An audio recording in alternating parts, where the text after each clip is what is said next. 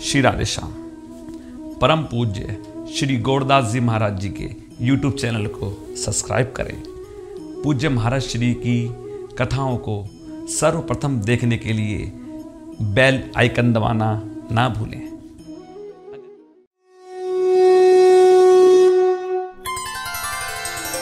गीता ज्ञान दाता है, गीता वैराग्य दाता है, गीता भक्ति दाता है। बंधुओं, श्रीमद् भगवद गीता के महात्म्य वर्णन है।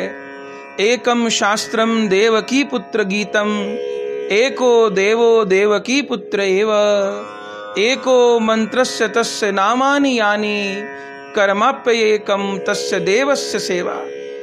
देवकी नंदन भगवान श्री कृष्ण का कहा हुआ गीता शास्त्र ही एकमात्र उत्तम शास्त्र है। भगवान श्री कृष्ण ही एकमात्र महान देवता हैं और उन श्री कृष्ण का नाम ही एकमात्र मंत्र है और उन श्री कृष्ण की सेवा ही एकमात्र कर्तव्य कर्म है।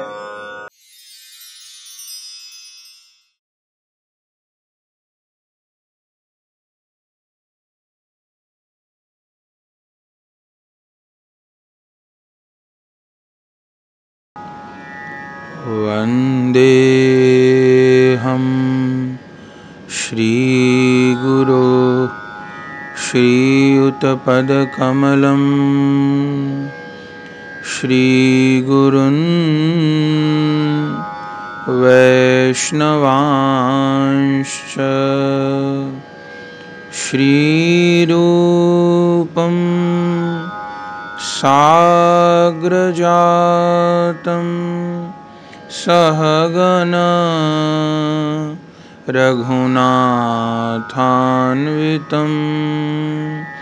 तं सजीवं साद्वैतं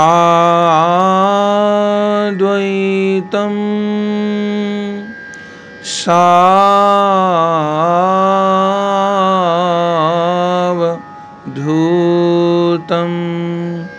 परिजन सहितं श्री कृष्ण चैतन्य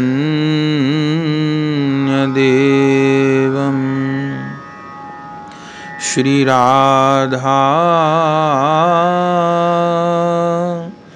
कृष्ण पादान् सहगण ललिता श्रीविशाखान्वितांश्च।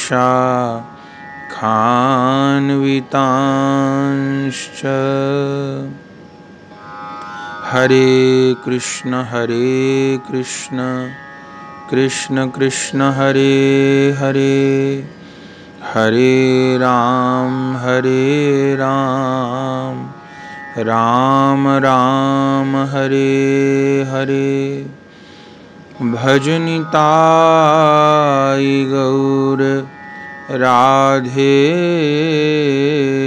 श्याम, जप हरे कृष्णा हरे राम। भजनिताय गौर राधे श्याम, जप हरे कृष्णा हरे राम। भजनिताय गौर राधे श्याम, जप हरे कृष्णा हरे राम। परम करुण पतित पावन अशरण शरण दीन बंधु नवद्वीप बिहारी श्री निताई गौरहरि सरकार, वृंदावन बिहारी श्री राधा माधव युगल सरकार, श्रीमद् राधा रमन चरण दास देव, श्री बड़े बाबा जी महाराज, श्री सद्गुरुदेव की अकारण करुणा के फलस्वरूप श्री कृष्ण की दिव्य वाणी श्रीमद् भगवत गीता जी को श्रवण पाठ करने का सौभाग्य हमें आपको प्राप्त हो रहा है,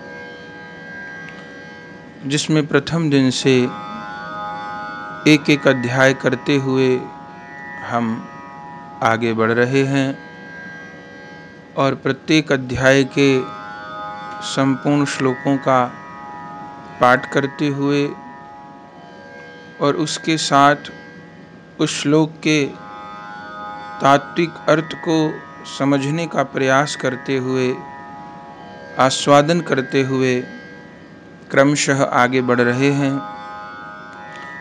जिस श्रीमद् भगवद गीता प्रवचन श्रृंखला में आज हम 16वें पड़ाव पर हैं। कल तक 15 अध्याय की चर्चा की जा चुकी है।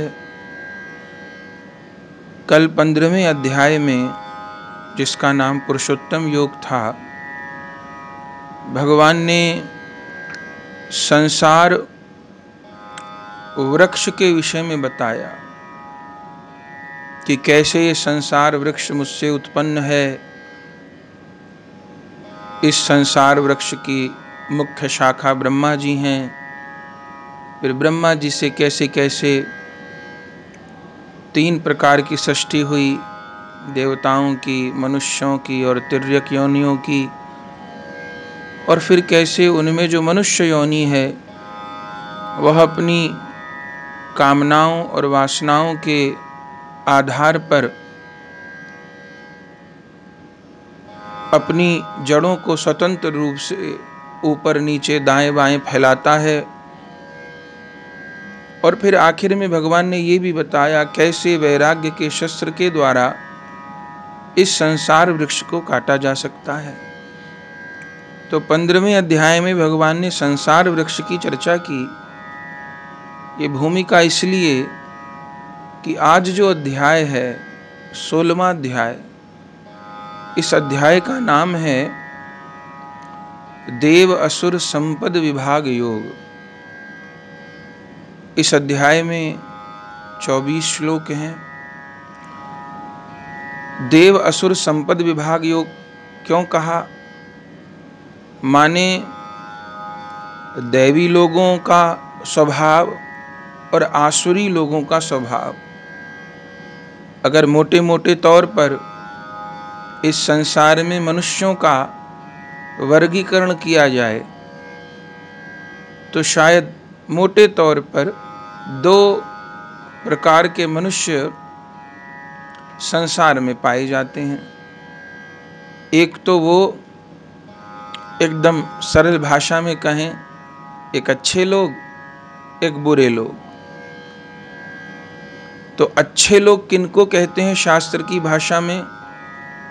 जिन्होंने अच्छे कर्म किए।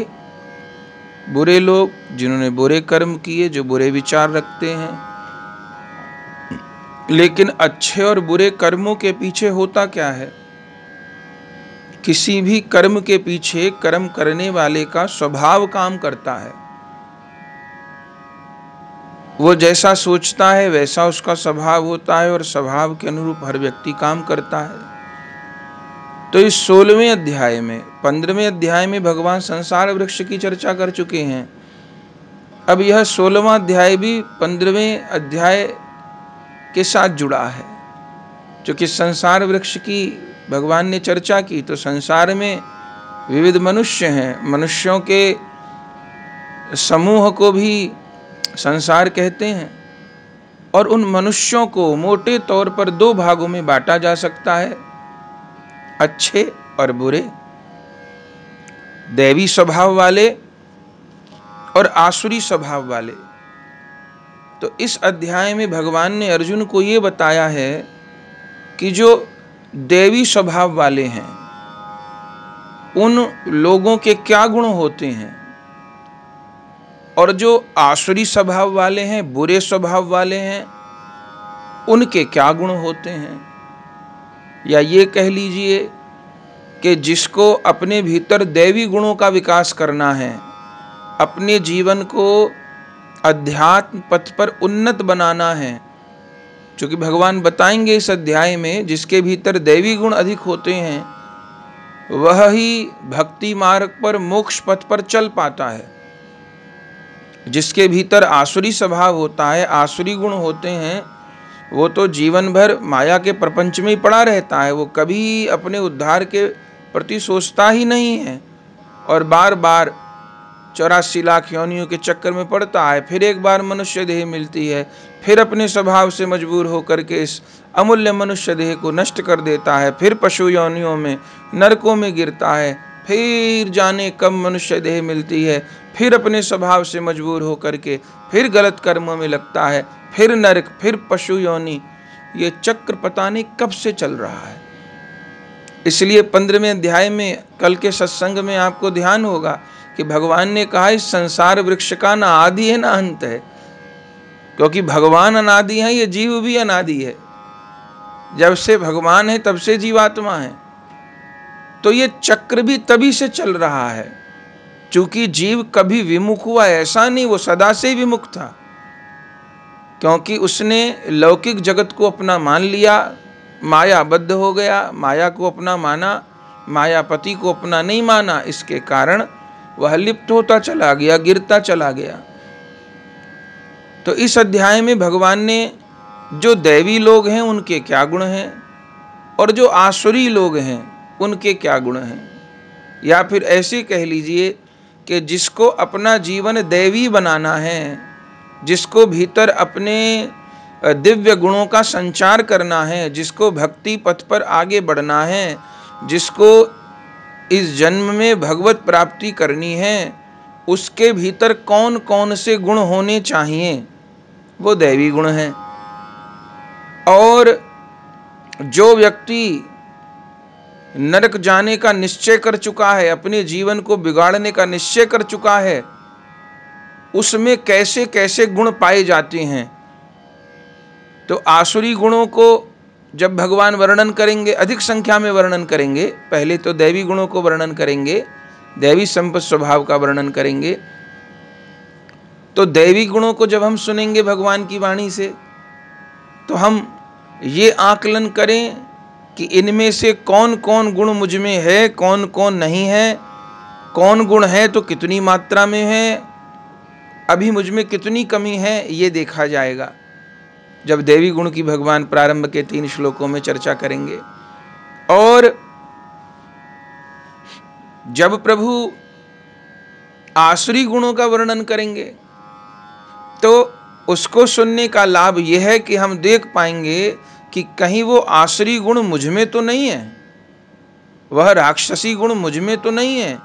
यदि वो हैं तो मेरी यात्रा आगे नहीं चल पाएगी। मैं इस मनुष्य देह पाने का अवसर खो दूंगा, भटक जाऊंगा, गिर जाऊंगा, आगे मुझे मनुष्य देह मिलेगी नहीं। तो इसलिए इस अध्याय का इस पक्ष में बहुत महत्व है। ये 16वां अध्याय एक प्रकार का दर्पण है, जिसमें अपनी अच्छाई बुराइयों को एक प्राणी, एक साधक अच्छे से देख सकता है।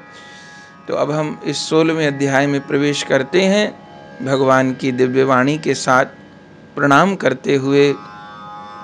अथ षोडशोऽध्यायः श्री भगवानुवाच अभयं सत्व संशुद्धिर् ज्ञान योग व्यवस्थिति दानं दमश्च यज्ञश्च स्वाध्यायस्तप आर्जवम्। श्री कृष्ण ने कहा, हे अर्जुन, जो दैवी स्वभाव वाले लोग हैं, जो दैवी संपदा लेकर के आए हैं, या जिनके भीतर दैवीय गुण हैं। दैवीय गुण कैसे आएंगे? एक तो अभी जो भगवान दैवी गुण बता रहे हैं उनको अपने जीवन में अपनाएंगे हम तो हमारे भीतर दिव्यता आएगी। दूसरा, कोई पूर्व जन्म का बहुत अच्छा साधक है तो वह जन्म से भी बहुत सारे गुण लेकर के आएगा, और फिर उन दैवी गुणों के प्रभाव से वो और दैवी गुणों का अर्जन करेगा तो उत्तरोत्तर उसका जीवन दिव्य ही होता चला जाएगा।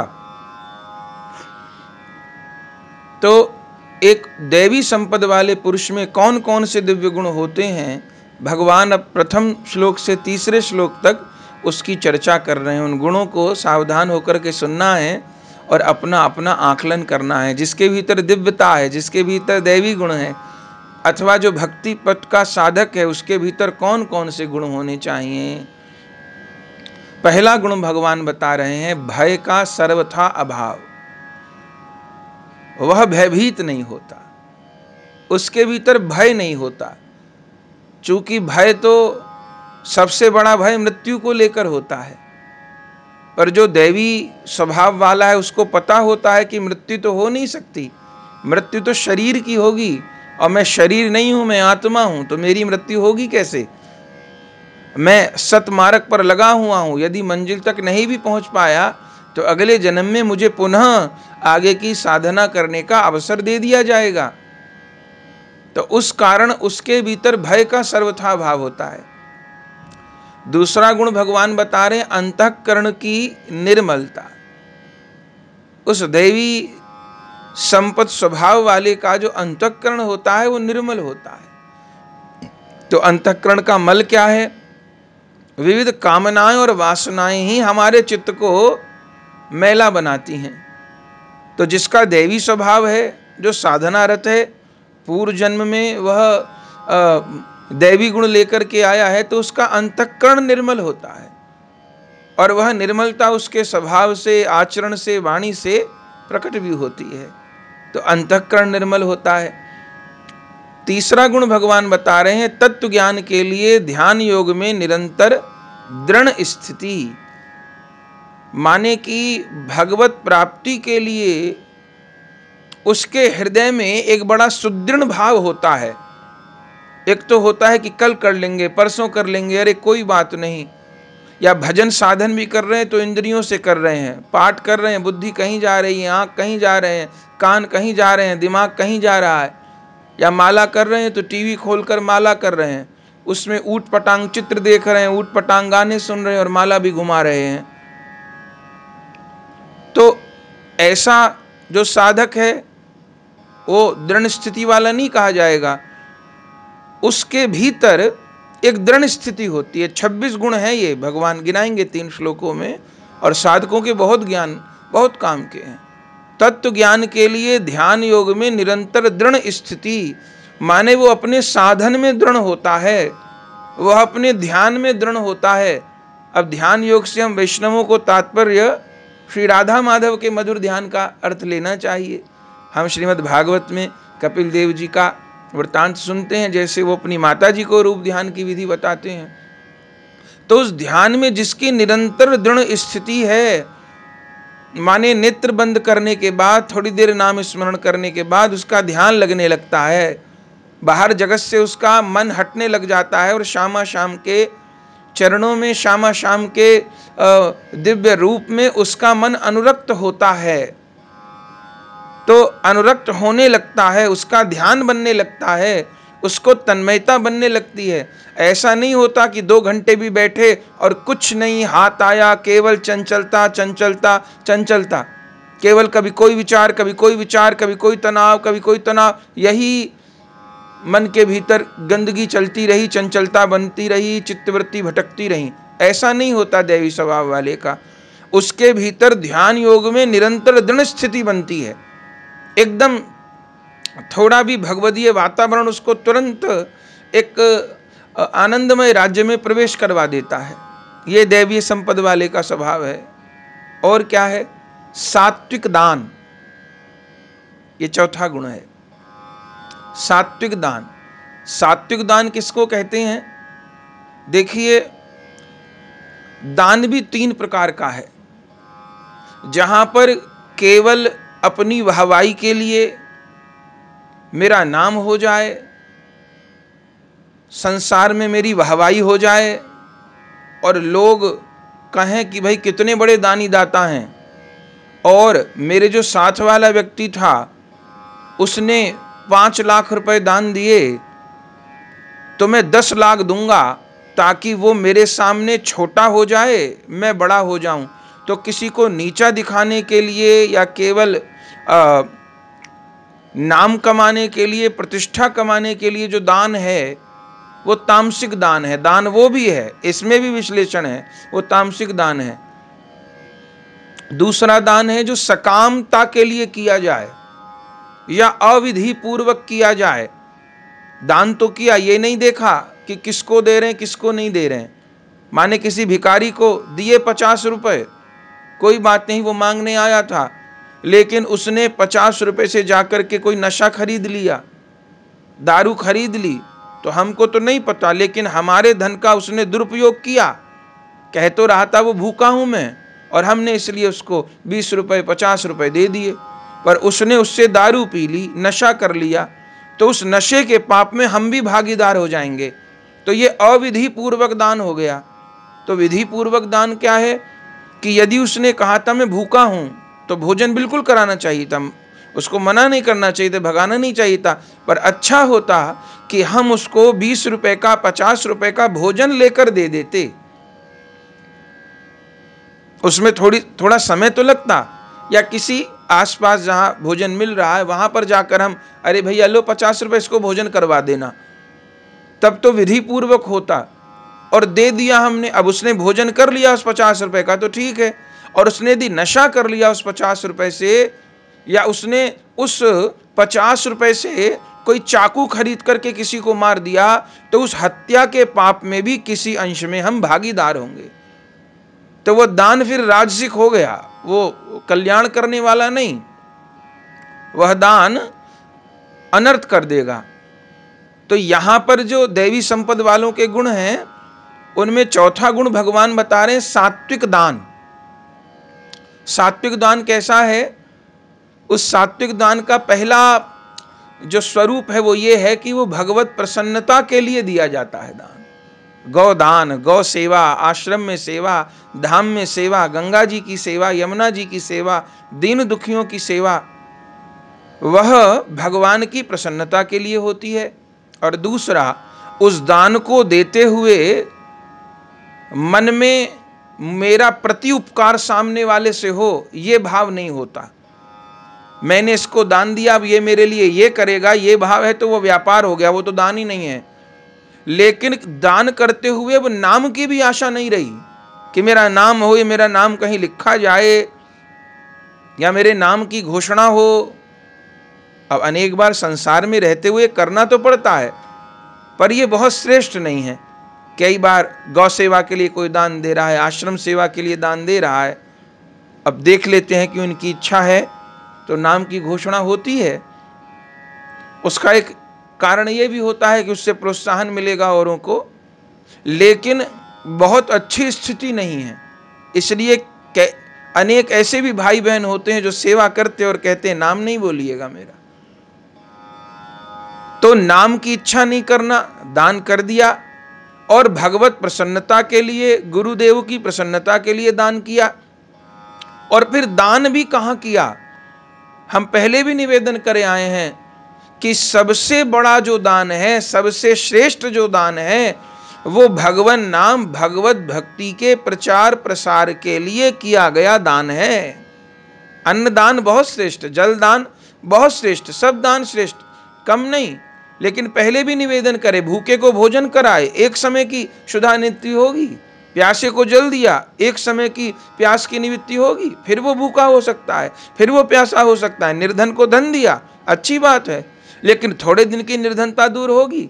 लेकिन यदि किसी भूले भटके जीव को भगवान की भक्ति में लगा दिया और सही अर्थों में वो भगवान की भक्ति में लग गया, तो उसके जन्म जन्म की क्षुधा की निवृत्ति हो जाएगी, प्यास की निवृत्ति हो जाएगी, उसके जन्म जन्म की दरिद्रता दूर हो जाएगी।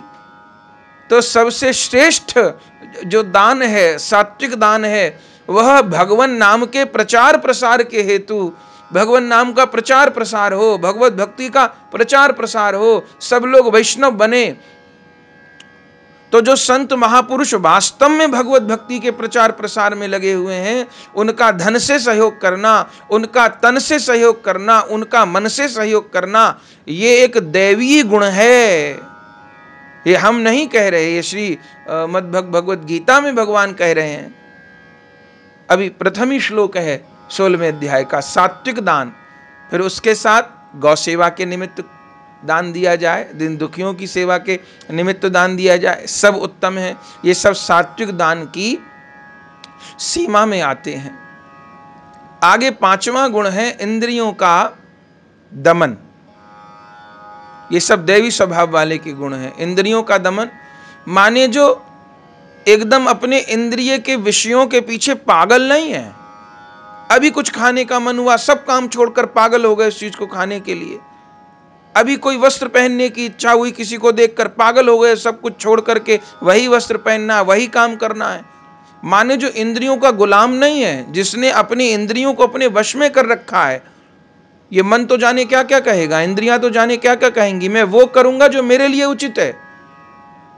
तो जिसके भीतर ये इंद्रियों को दमन करने की क्षमता है, ये परम दैवीय गुण है। आगे भगवान, देवता और गुरुजनों की पूजा।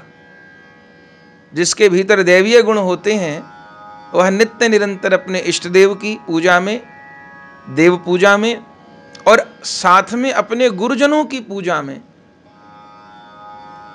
कभी भी गुरुजनों के बिना भगवत पूजा सार्थक नहीं होती है। मंदिर में भगवान का स्वरूप चित्रपट विराजमान हो, पर उनके निकट, उनके चरणों में, उनके नीचे आसन पर गुरु परंपरा के सहित गुरुदेव जरूर विराजमान हो। यदि गुरुदेव के बिना केवल भगवान की पूजा अर्चना करते हैं तो वो पूजा अर्चना अधूरी है।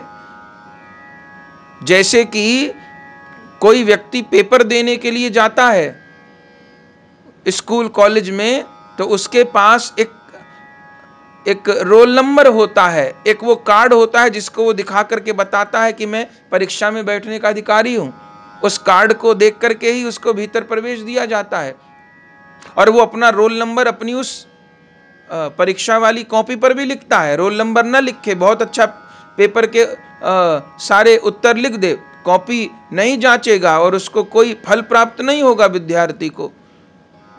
तो गुरुदेव के स्मरण के बिना तो कुछ भी नहीं है।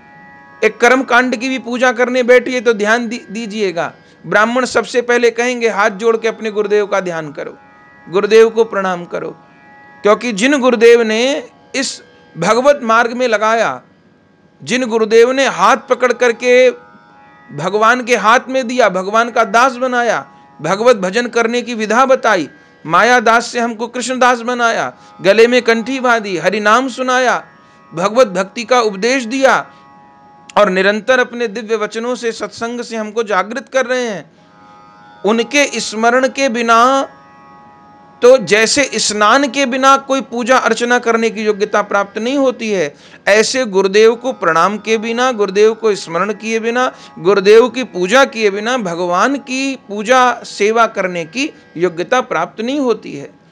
तो भगवान, देवता और गुरुजनों की पूजा ये दैवीय गुण है। पर गुरुजनों की पूजा से अर्थ क्या है? प्रणाम तो गुरुदेव को सबसे पहले होता है। हम लोग मंगलाचरण भी प्रारंभ में करते हैं तो वंदे हम श्री गुरु, सबसे पहले गुरुदेव को प्रणाम, फिर गुरुजनों को प्रणाम, फिर छहों गोस्वामियों को प्रणाम, फिर परिकरसत महाप्रभु जी को प्रणाम, फिर ललिता विशाखा जी अष्ट सखियों के सहित राधा माधव वृंदावन बिहारी को प्रणाम। तो भगवान से पहले गुरुजनों को प्रणाम होगा, लेकिन गुरुजनों को भोग भगवान के भोग लगने के बाद लगाया जाएगा। माने पहले भोग ठाकुर जी को अर्पण होगा, फिर वही भोग प्रसाद गुरुजनों को अर्पण होगा। पहले ठाकुर जी की आरती होगी, फिर वही आरती प्रसादी हो गई तो गुरुजनों की होगी। पहले माला ठाकुर जी को धराई जाएगी, स्पर्श कराई जाएगी, फिर गुरुजनों को धराई जाएगी। क्यों? क्योंकि गुरुदेव श्री कृष्ण के प्रधान सेवक हैं, दास हैं। हम यदि सीधे सीधे उनको माला पहना देंगे, भगवान को भोग लगाए बिना सीधे उनको भोग लगा देंगे, तो इससे गुरुदेव को कष्ट होगा, क्योंकि वो अनिवेदित वस्तु ग्रहण नहीं करते, वो प्रसाद ग्रहण करते हैं। तो प्रणाम सबसे पहले गुरुदेव को होगा। मंत्र स्मरण भी है तो सबसे पहले गुरुदेव को प्रणाम है। स्मरण मंत्र में स्मरण है, वहां भी सबसे पहले गुरुदेव को प्रणाम है। मंत्र परंपरा में सबसे पहले गुरुदेव का स्मरण है। क्योंकि स्मरण के बिना तो भगवत पूजा अर्चना की योग्यता नहीं आएगी। तो प्रणाम स्मरण तो पहले होगा, लेकिन पूजा अर्चना में ठाकुर जी की अर्चना के पश्चात ठाकुर जी को भोग के पश्चात गुरुजनों को भोग अर्पण होगा। ठाकुर जी को माला धराने के बाद गुरुजनों को, ठाकुर जी की आरती के पश्चात वही आरती गुरुजनों को अर्पण होगी। तो भगवान देव और गुरुजनों की पूजा, प्रतिदिन स्मरण, ये दैवी संपद वाले का स्वभाव है। तथा अग्निहोत्र आदि उत्तम कर्मों का आचरण। अब जो भगवत भक्ति के पथ में है तो उसके लिए पूजा अर्चना नाम जप यही सबसे बड़ा नियम है, और जो यज्ञ वाली विधा में है तो उसके लिए अग्निहोत्र अथवा गायत्री का जप, इन उत्तम कर्मों का जो आचरण है वह दैवी गुण है। फिर उसके बाद भगवान कह रहे हैं वेद शास्त्रों का पठन और पाठन। प्रतिदिन शास्त्र का पाठ, ये तो सभी के लिए है। प्रतिदिन ग्रंथ पाठ अवश्य करना है। ज्यादा समय नहीं मिलता तो भले आधा घंटे का समय निकालें, सवेरे नहीं हो पाता तो दोपहर में, शाम को, सोते समय, इतनी छूट दी है। प्रतिदिन मुझे पवित्र अवस्था में किसी शास्त्र का पाठ करना है, और शास्त्र पाठ भी अपने मर्जी से कुछ भी नहीं करने लगना है। नहीं तो कैसे, इतने भी बहुत लोग हैं जो कहते हैं अब हमने ये पुराण शुरू कर लिया, अब मैंने ये पुराण कर लिया, इस महीने में ये पुराण करते हैं, उस महीने में ये पुराण करते हैं। तो अपने हिसाब से कुछ भी नहीं पढ़ने लग जाना है। कोई विद्यार्थी अपने हिसाब से पुस्तकें लाकर नहीं पाठ करने लग जाता, तो फिर क्या जरूरत है अध्यापक की। कोई रोगी मेडिकल स्टोर पर तो तमाम दवाएं रखी हुई हैं, डॉक्टर के पास गए बिना, और कोई रोगी मेडिकल स्टोर पर जाकर कहे कि एक ये नीले पत्ते की दवाई दे दो, एक हरे पत्ते की दे दो, एक लाल पत्ते की दे दो, एक मुझे ये वाली शीशी बहुत अच्छी लग रही है, एक मुझे ये वाली सिरप बहुत अच्छी लग रही है, ऐसे जाकर के कोई क्या मेडिकल स्टोर पे कहता है? नहीं नहीं, वो पहले किसी योग्य डॉक्टर के पास जाता है और डॉक्टर को अपनी नब्ज दिखाता है, डॉक्टर चेकअप करता है, टेस्ट करवाता है, फिर वो पर्चे पर लिखता है ये दवा तुमको खानी है, ऐसे ऐसे खानी है, इतने बजे खानी है, पूरी विधि लिखता है। फिर उस पर्चे को लेकर हम मेडिकल स्टोर पे जाते हैं, वो दवा लेते हैं, उसी विधि से खाते हैं, तब हम रोग अपना ठीक कर पाते हैं। तो जब संसारिक इस क्षणिक दैहिक रोग को बिना डॉक्टर की सलाह के दवा लिए नहीं ठीक कर पाते, तो इतने जन्मों का जो जन्मों जन्म का भव रोग है वो अपनी इच्छा से कुछ भी पढ़ने कुछ भी करने से ठीक हो जाएगा? ऐसा आचरण केवल अभिमानी लोग करते हैं, या जिनके भीतर आसुरी स्वभाव बड़ा हुआ है। अभी हम लोग सुनेंगे आसुरी स्वभाव को, वो लोग ऐसा काम करते हैं क्योंकि उनका अहंकार जीवन में कभी किसी गुरुदेव को, किसी महापुरुष को स्वीकार नहीं कर पाता। और वो लोग कहते हैं, पहले तो यही कहते हैं गुरु की जरूरत क्या है, हम भगवान को गुरु मानते हैं। पहला तो तर्क वो यही देते हैं। इसका उत्तर ये है कि भगवान को गुरु मानिए, पर यह भी नियम है कि पूर्व महापुरुष जिस रास्ते पर चले हैं उस रास्ते पर चलना है। तो भक्तों के जीवन चरित्र के लिए भक्तमाल ग्रंथ एक प्रमाणिक ग्रंथ है, इतिहास ग्रंथ है भक्तों का। तो कोई जब ये प्रश्न करता है ना कि हम तो भगवान को ही गुरु मानते हैं, अच्छी बात है, पर आप भक्तमाल में से एक उदाहरण ऐसा बताइए जिस भक्त ने भगवान को गुरु मानकर भगवान को प्राप्त किया हो। एक उदाहरण ऐसा बताइए। जिस भक्तमाल जी में सैकड़ों हजारों भक्तों का चरित्र है, एक दो चरित्र भी ढूंढने से नहीं मिलेंगे। तो इतने महापुरुष हो गए, किसी ने भगवान को गुरु नहीं माना, भगवान को भगवान ही माना, और आप कहते हैं कि हम भगवान को ही गुरु मानकर चलेंगे। तो यह तर्क अनुचित है, भले किसी ने कहा हो, यह तर्क शास्त्रीय नहीं है। और दूसरा फिर तर्क देते हैं कि अब गुरु हैं कहाँ, किसी मनुष्य को गुरु मान लेना कहाँ तक ठीक है, अब तो गुरु हैं ही नहीं, इतने वो कपटी निकल गए, वो कपटी निकल गए, ऐसा है वैसा है, ऐसी बात बोलते हैं। तो इसका उत्तर हम प्राय कथा में भी हम लोगों से ये प्रश्न किए जाते हैं, तो हम उत्तर देते हैं कि किसी व्यक्ति की बेटी 50 वर्ष की हो गई, ब्याह नहीं हो पाया उसका, ठीक, तो लड़की का ब्याह नहीं हो पाया, वो 50 वर्ष की हो गई, इसको उस कन्या की कमी मानी जाएगी कि वरों की कमी मानी जाएगी? उस कन्या का विवाह नहीं हो पाया और वो ये कहे अरे अब तो समाज में वर ही नहीं रहे, अब अच्छे लड़के ही नहीं रहे, मुझे जैसा लड़का चाहिए था वैसा मिला ही नहीं, अच्छा वर ही नहीं मिला, तो ये तर्क स्वीकार नहीं होगा। क्योंकि अगर समाज में अच्छे वर बचे ही नहीं थे तो किसी की भी बेटी न ब्याही गई होती। सबकी बेटी ब्याही गई, बहुतों की बेटी ब्याही गई, कुछ लोग की नहीं ब्याही गई। तो इसको वरों की कमी नहीं मानी जाएगी, इसको कन्या के भाग्य की कमी मानी जाएगी या उस कन्या के पिता के प्रयास की कमी मानी जाएगी। ऐसे ही यदि हमको इस जगत में अभी तक संत सद्गुरु नहीं मिले अथवा संत सद्गुरु के भीतर हमारी जैसी निष्ठा होनी चाहिए थी वो नहीं हुई, या गुरु शरणागति लेने के बाद भी अभी तक हम मनमुखी आचरण करते हैं, गुरुदेव के बताए साधन को नहीं करते, तो ये गुरुदेव की कमी नहीं मानी जाएगी, ये हमारी कमी मानी जाएगी। तो इसलिए ग्रंथ पाठ, गुरु सेवा पहले कह आए हैं, उसके साथ में ग्रंथ पाठ, पर ग्रंथ पाठ भी अपने मन से नहीं, अपने मन से कुछ भी पढ़ने लगेंगे। देखिए सारे शास्त्र सत्य हैं, 18 पुराण वेद व्यास जी के द्वारा प्रकट हैं, पर हम कभी भी किसी भी पुराण को स्वेच्छा से पढ़ने लग जाएंगे तो पूरी संभावना है कि हमको समाधान होने के बजाय हमारी मति और उलझ जाए। तो गुरु आज्ञा से या गुरु मुख से शास्त्र सुना जाता है, तो गुरुदेव जिन शास्त्रों की आज्ञा करते हैं उन्हीं को पढ़ना है। अपने मन से कुछ भी पढ़ने लग जाएंगे, भले वो धार्मिक साहित्य क्यों ना हो, तो उससे लाभ की जगह हानि होने की ज्यादा संभावनाएं हैं। और अनंत जन्मों में मनमुखी आचरण करते रहे या इस जन्म में भी भक्ति के नाम पर भी मनमुखी आचरण करते रहे, गुरु प्रदत्त साधन नहीं किया, इसलिए चित्त को शांति नहीं मिली ना, इसलिए तो समाधान नहीं मिला। इतनी पोथी पढ़ने के बाद, इतना कुछ करने के बाद में चित्त उतना का उतना अशांत, उतना की उतनी भटकन, कोई समाधान नहीं, कोई मन को सुख नहीं, केवल तनाव, केवल माथे के भीतर उतना ही कचरा भरा हुआ है। तो क्या लाभ हुआ? तो जरूर हमारी विधि में खोट है ना।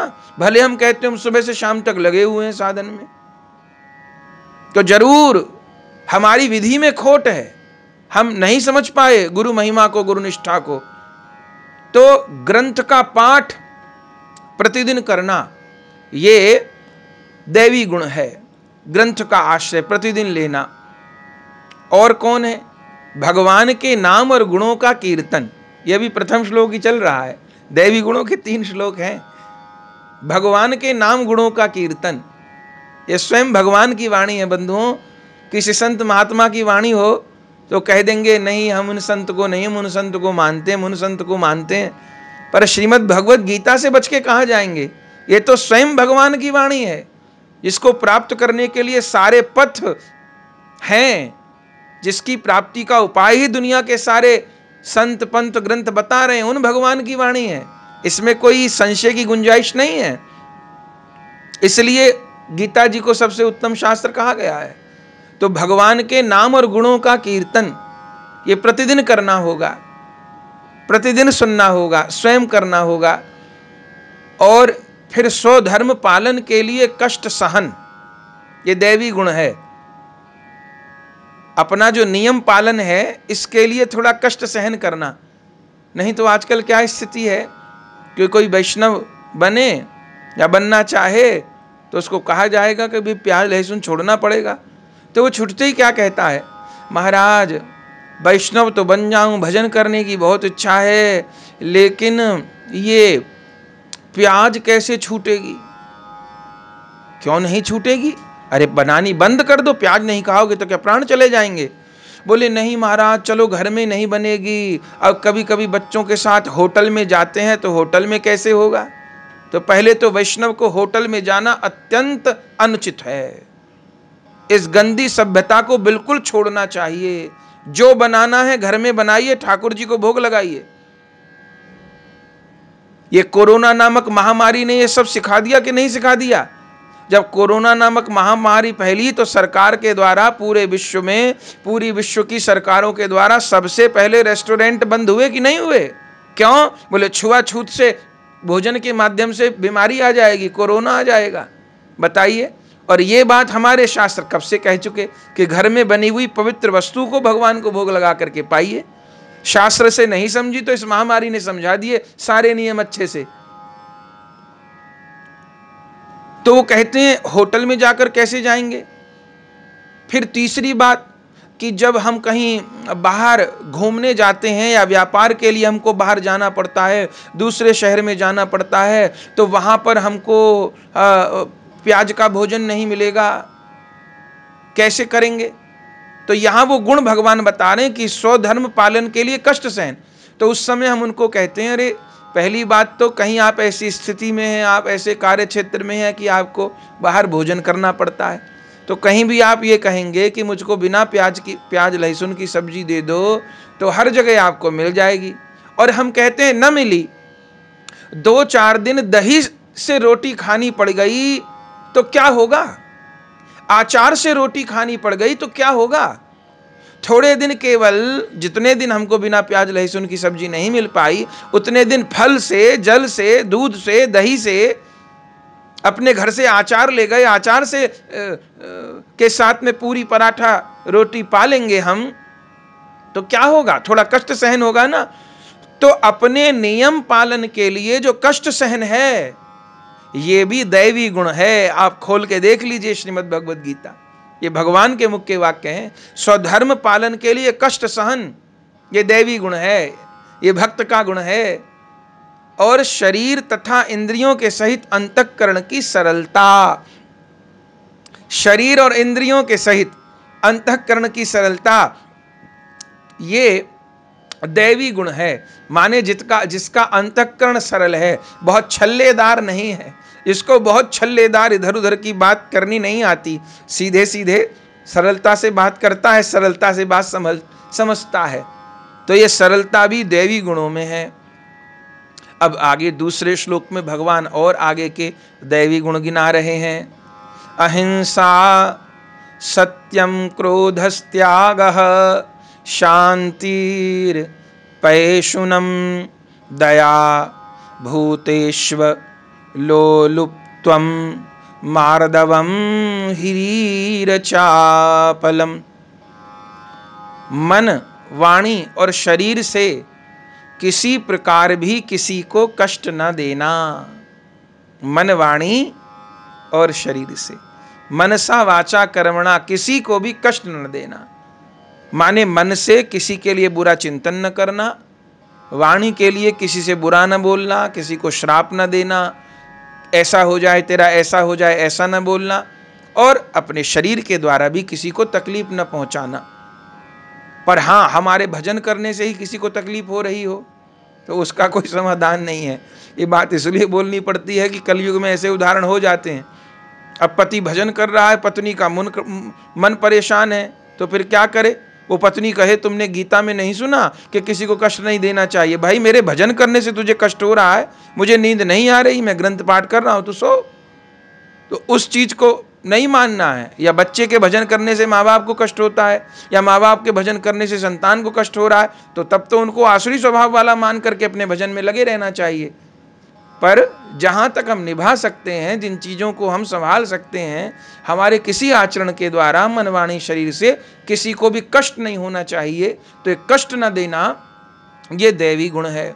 और यथार्थ और प्रिय भाषण, माने जो सच्ची बात है उसको स्नेह प्रिय शब्दों में बोल देना। 2 शब्द हैं, यथार्थ और प्रिय। जो वस्तु स्थिति है, माने जो सत्य बात है वो बोलें, और वो भी मधुर, प्रिय, आदरजनक शब्दों में बोलें। नहीं तो आजकल समाज में ऐसे भी सत्य बोलने वाले बहुत हैं कि जो कुछ भी मुंह में आएगा, ऊट पटांग, बोलने की तमीज नहीं, कुछ भी बोल देंगे।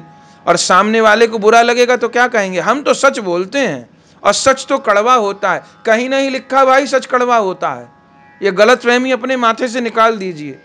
सच मीठा होता है, और यदि सत्य को भी वो बुरे लहजे से बोल रहा है तो वो अधूरा सत्य है। जैसे कि किसी के पिता की मृत्यु हो गई और वो कहे अरे इसका बाप मर गया, तो बोल तो सत्य ही रहा है वो, पर अप्रिय बोल रहा है, तो ये सत्य बोलना भी गाली देने जैसा है। और इसी बात को हमने ऐसे कहा कि इन भाई साहब के, इन सज्जन के आज सवेरे ही पिताजी का देहांत हो गया। तो बात ये भी कही, पर प्रिय शब्दों में कही, सलीके से कही। तो ये यथार्थ और प्रिय भाषण, माने कि अच्छे से बोलना, ठीक से बोलना, ये भी दैवी गुण है। माने असुरों में ये बोलने की अकल नहीं होती, या ये कहिए कि बोलना नहीं आता, अरे तरह से बात करते हैं, अप्रिय बोलते हैं, तो हमारे भीतर कोई असुर बैठा हुआ है, ये हमको जान लेना चाहिए। और कौन गुण है देवी संपदा वालों का? अपना अपकार करने वाले पर भी क्रोध का न होना। माने जिसके भीतर देवी गुण है वो अपने क्रोध को नियंत्रित करता है। किसी ने मेरे साथ बुरा भी किया तो अपने क्रोध को नियंत्रित करने का वो प्रयास करता है, उस पर भी क्रोध नहीं करता, क्षमा का भाव रखता है। और कर्मों में कर्तापन के अभिमान का त्याग, इसको तो भगवान प्रारंभ से बता रहे हैं। कर्मों को करने मैंने किया, ये मैंने किया, ये मैंने किया, ऐसा भाव नहीं। कर्मों में कर्तापन के अभिमान का त्याग। रामानंदीय साधु होते हैं, उनको हमने अनेक बार देखा, उनको बहुत सुंदर बोलने की एक कला आती है। अनेक साधुओं को देखा, कैसे बोलेंगे, जैसे कहीं गए थे, हमारे राम वहां गए, हमारे राम वहां से आए, हमारे राम को भोजन की भूख लगी तो प्रसाद पाया, अब हमारे राम सो गए, ऐसा बोलेंगे। कुछ ऐसे बोलेंगे, हर काम में जोड़ के राम जी की इच्छा, चलेंगे चलेंगे राम जी की इच्छा से, भोजन करेंगे, प्रसाद पालेंगे राम जी की इच्छा से, अब सोने का समय हो रहा है, अब सोएंगे राम जी की इच्छा से, ऐसा बोलते हैं। तो ये सब इस प्रकार से बोलना, या दास ने ऐसा किया, दास वहां जाएगा, ऐसा बोलना, गुरु कृपा से ऐसा हो पाया, ठाकुर जी की कृपा से, मेरे गुरुदेव की कृपा से ये श्रीमद् भगवत गीता जी का सत्संग हो पा रहा है। हम भी प्रारंभ करते हैं तो यहीं से प्रारंभ करते हैं ना, कि निताई गौर हरि सरकार, राधा माधव जुगल सरकार, बड़े बाबा जी महाराज, सदगुरुदेव की अकारण करुणा के फलस्वरूप श्रीमद् भागवत गीता जी के पाठ करने का, सत्संग करने का सौभाग्य प्राप्त हो रहा है। तो कोई कहे कि ये केवल कोई वक्तव्य नहीं है, ये कोई वाक कुशलता नहीं है, ये एक विधा है, जिस विधा से अब हम ये भी कह सकते हैं प्रारंभ में कि मैं गौरदास आपको अब गीता सुनाऊंगा, सावधान हो जाओ। यदि ऐसा बोल दिया तो समझिए वैष्णव नहीं है, बहुत कच्चे हैं अभी। वाणी से परिपक्वता पता चलेगी, नाटक से नहीं। तो कर्मों में कर्तापन के अभिमान का त्याग, पर यह भी बात को समझना है कि केवल वाणी के द्वारा तो अपने को कर्ता नहीं माना, भीतर से माना, अरे मैं बहुत अच्छा प्रवचन करना जानता हूं, मैं बहुत अच्छा गायन करना जानता हूं, मैं बहुत सुंदर हूं, मैं बहुत बलवान हूं, मैं बहुत रूपवती हूं, मैंने ऐसा किया, मैंने वहां पर इतना पैसा दान कर दिया, मैंने वहां पर ऐसा कर दिया। तो वाणी के द्वारा भी अभिमान का त्याग और कर्मों में भीतर से भी कर्तापन के अभिमान का त्याग हो, ये दैवी गुण है। और कौन दैवी गुण है? अंतःकरण की उपरति, माने चित्त की चंचलता का अभाव। जिसके भीतर दैवी गुण होते हैं उसका चित्त चंचल नहीं होता। कुछ लोगों का बहुत चंचल चित्त होता है, आंखें देख के पता चलेगा, हर समय आंखें नाचती रहेंगी, बेचैन रहेंगी, हर समय चित्त बेचैन रहेगा, हर समय कुछ भी कर लें, हर समय चंचलता बनी रहेगी। तो ये आसुरी गुण है। और चित्त की चंचलता का अभाव ये दैवी गुण है। और किसी की भी निंदादि न करना, निंदा से बचना। निंदा वाली कोई बात हो तो बस बहुत जल्दी पीछा छुड़ाने लगना, क्योंकि निंदा एक बहुत बड़ा दुर्गुण है जो कि बड़े से बड़े गुण को खा जाती है, जो अनेक जन्मों के पुण्य को खा जाती है, जो भजन को खा जाती है। ये निंदा ऐसी डाकिनी है। तो निंदा में प्रवृत्त न होना, निंदा का अवसर आए तो एकदम मौन हो जाना, या बहुत कम शब्द में बात को खत्म कर देना, उतना रस न लेना उसमें। और भगवान के गुणों को गाने का अवसर आए तो खूब प्रबलता पूर्वक गुण गाना। पर होता है ठीक उल्टा, भगवान का नाम गुण गाते हुए तो ऐसे हो जाते हैं कि जैसे बिल्कुल 3 दिन से भोजन नहीं किया, और निंदा करने का अवसर आता है तो लगता है बस अब 10 हाथियों का बल इन्हीं में आ गया है। तो किसी की भी निंदादि ना करना, निंदा में प्रवृत्त ना होना, रस न लेना, ये दैवी गुण है। और सब भूत प्राणियों में हेतु रहित दया, सब जीवों के प्रति दया का भाव, पर हेतु रहित दया। व्यवसायिक वाली दया नहीं कि 1 किलो आलू 100 दयालु, ऐसा नहीं कि बांटे 1 किलो आलू और 100 लोगों ने फोटो खिंचा ली, कि पता चले कि दान हो रहा है। हाँ, दूसरों को प्रेरणा देने का भाव हो तो अलग बात है, लेकिन सब जीवों पर दया हो, दया का भाव हो, पर हेतु रहित हो, कारण रहित हो। फिर इंद्रियों का विषयों के साथ संयोग होने पर भी उसमें आसक्ति का ना होना। विषय का संयोग तो इंद्रियों के साथ में रहता ही है, लेकिन इंद्रियों का विषयों के साथ संयोग होने पर भी उनमें आसक्ति का न होना एक संकेत है इसमें कि अब घर परिवार संसार में तो इंद्रियों को विषय संग देना पड़ेगा, कभी घर परिवार की मजबूरी से, समाज की मजबूरी से, लेकिन विषय में प्रवृत्ति भी हुआ तो अनासक्ति पूर्वक, अनासक्ति पूर्वक, आसक्ति पूर्वक नहीं, फर्क है। तो इंद्रियों के विषयों के साथ संयोग होने पर भी आसक्ति नहीं, बस ठीक है, निमित्त होना आवश्यकता, हो गए निमित्त, पर यह नहीं कि सब समय उन्हीं बातों का, उन्हीं विषयों का चिंतन चल रहा है। आगे कहा कोमलता, स्वभाव में भीतर से व्यवहार में जो कोमलता है यह दिव्य गुण है। जैसे कि किसी बच्चे को भी गोद में उठाया, भले अपने बच्चे को या भले किसी दूसरे बच्चे को गोद में उठाया, अब उसको प्यार करना है, उसका माथा सूंघना है, गले से लगाना है, तो अच्छी बात है, चलो बच्चे को गोद में लेके प्यार किया, पर ऐसे प्यार करेंगे कि बच्चे को तकलीफ ना हो। संसार में ऐसे भी देखे जाते हैं, ऐसे छोटे बच्चे को गोदी में झपटेंगे जैसे किसी राक्षस ने पकड़ लिया हो। उस बच्चे को ऐसा लगता होगा, वो चीखेगा, चिल्लाएगा, अपना मुख उसके मुख पे घुसा रहे हैं, अपनी दाढ़ी उसको चुभा रहे हैं, वो बच्चा चीख रहा है, चिल्ला रहा है। ये प्यार है कि ये राक्षसपना है? अरे बच्चे को गोद में लिया और तुरंत वो मामा कह के रो रहा, जबरदस्ती ना करे, तुरंत छोड़ दे, फिर उसको खींचातानी ना करे। यह है कोमलता। ये कोमलता भी दैवी गुण है। जरा बच्चे को कष्ट, तुरंत छोड़ दे, नहीं नहीं, रुलाना नहीं बच्चे को, कोई बात नहीं। हम चाहते थे गोद में आ जाए, पर बच्चा नहीं गोद में आ रहा, अपनी माँ के पास, तो तुरंत हम देख के सुख ले लेंगे। आ गया तो गोद में लेंगे, फिर गोद में लेंगे तो ऐसे कि बच्चे को तकलीफ ना हो। ये एक उदाहरण है, ये हर चीज में लागू होती है कोमलता। किसी को बुलाएंगे भी, किसी को हाथ से कुछ प्रेम में कुछ स्पर्श भी करेंगे तो वो तीक्ष्ण प्रहार नहीं होगा, वो तीक्ष्ण रूप से नहीं सहा जाएगा। वो हर स्वभाव में, आचरण में, व्यवहार में दैवी संपद गुण वाले के भक्त के कोमलता होगी। ये दैवी गुण है। और लोक और शास्त्र से विरुद्ध आचरण में लज्जा। जो लोक और शास्त्र से विरुद्ध आचरण है उसमें लज्जा। अब शास्त्र से विरुद्ध आचरण क्या है? कैसे कपड़े पहनने चाहिए, कैसे नहीं पहनने चाहिए, कैसा बोलना चाहिए, कैसे चलना चाहिए, कैसे नहीं चलना चाहिए। अब आजकल तो ठीक उल्टा हो रहा है। जिन कामों में लज्जा आनी चाहिए उनमें बिल्कुल नहीं आ रही है, और जिनमें नहीं आनी चाहिए उनमें खूब आ रही है। अरे शास्त्र कहता है चोटी रखो, चोटी रखने में लज्जा आती है, लोग क्या कहेंगे। शास्त्र ग्रंथ गुरुदेव कहते हैं कि तिलक लगाओ माथे पर, तिलक के बिना सूना माथा शमशान के जैसा होता है, पर तिलक नहीं लगाएंगे। शास्त्र कहता है धोती पहन के ही पूजा अर्चना सेवा करो, ऐसे सब समय पहनो, सब समय नहीं तो कीर्तन सत्संग सेवा में, पूजा में, अर्चना में, यज्ञ में, पाठ में धोती पहन के रहो। धोती नहीं पहनेंगे उसमें लज्जा आएगी। माता बहनों को आजकल ठीक से साड़ी पहनने में लज्जा आती है। तो लोक और शास्त्र से बातें विरुद्ध नहीं, इनमें लज्जा आती है।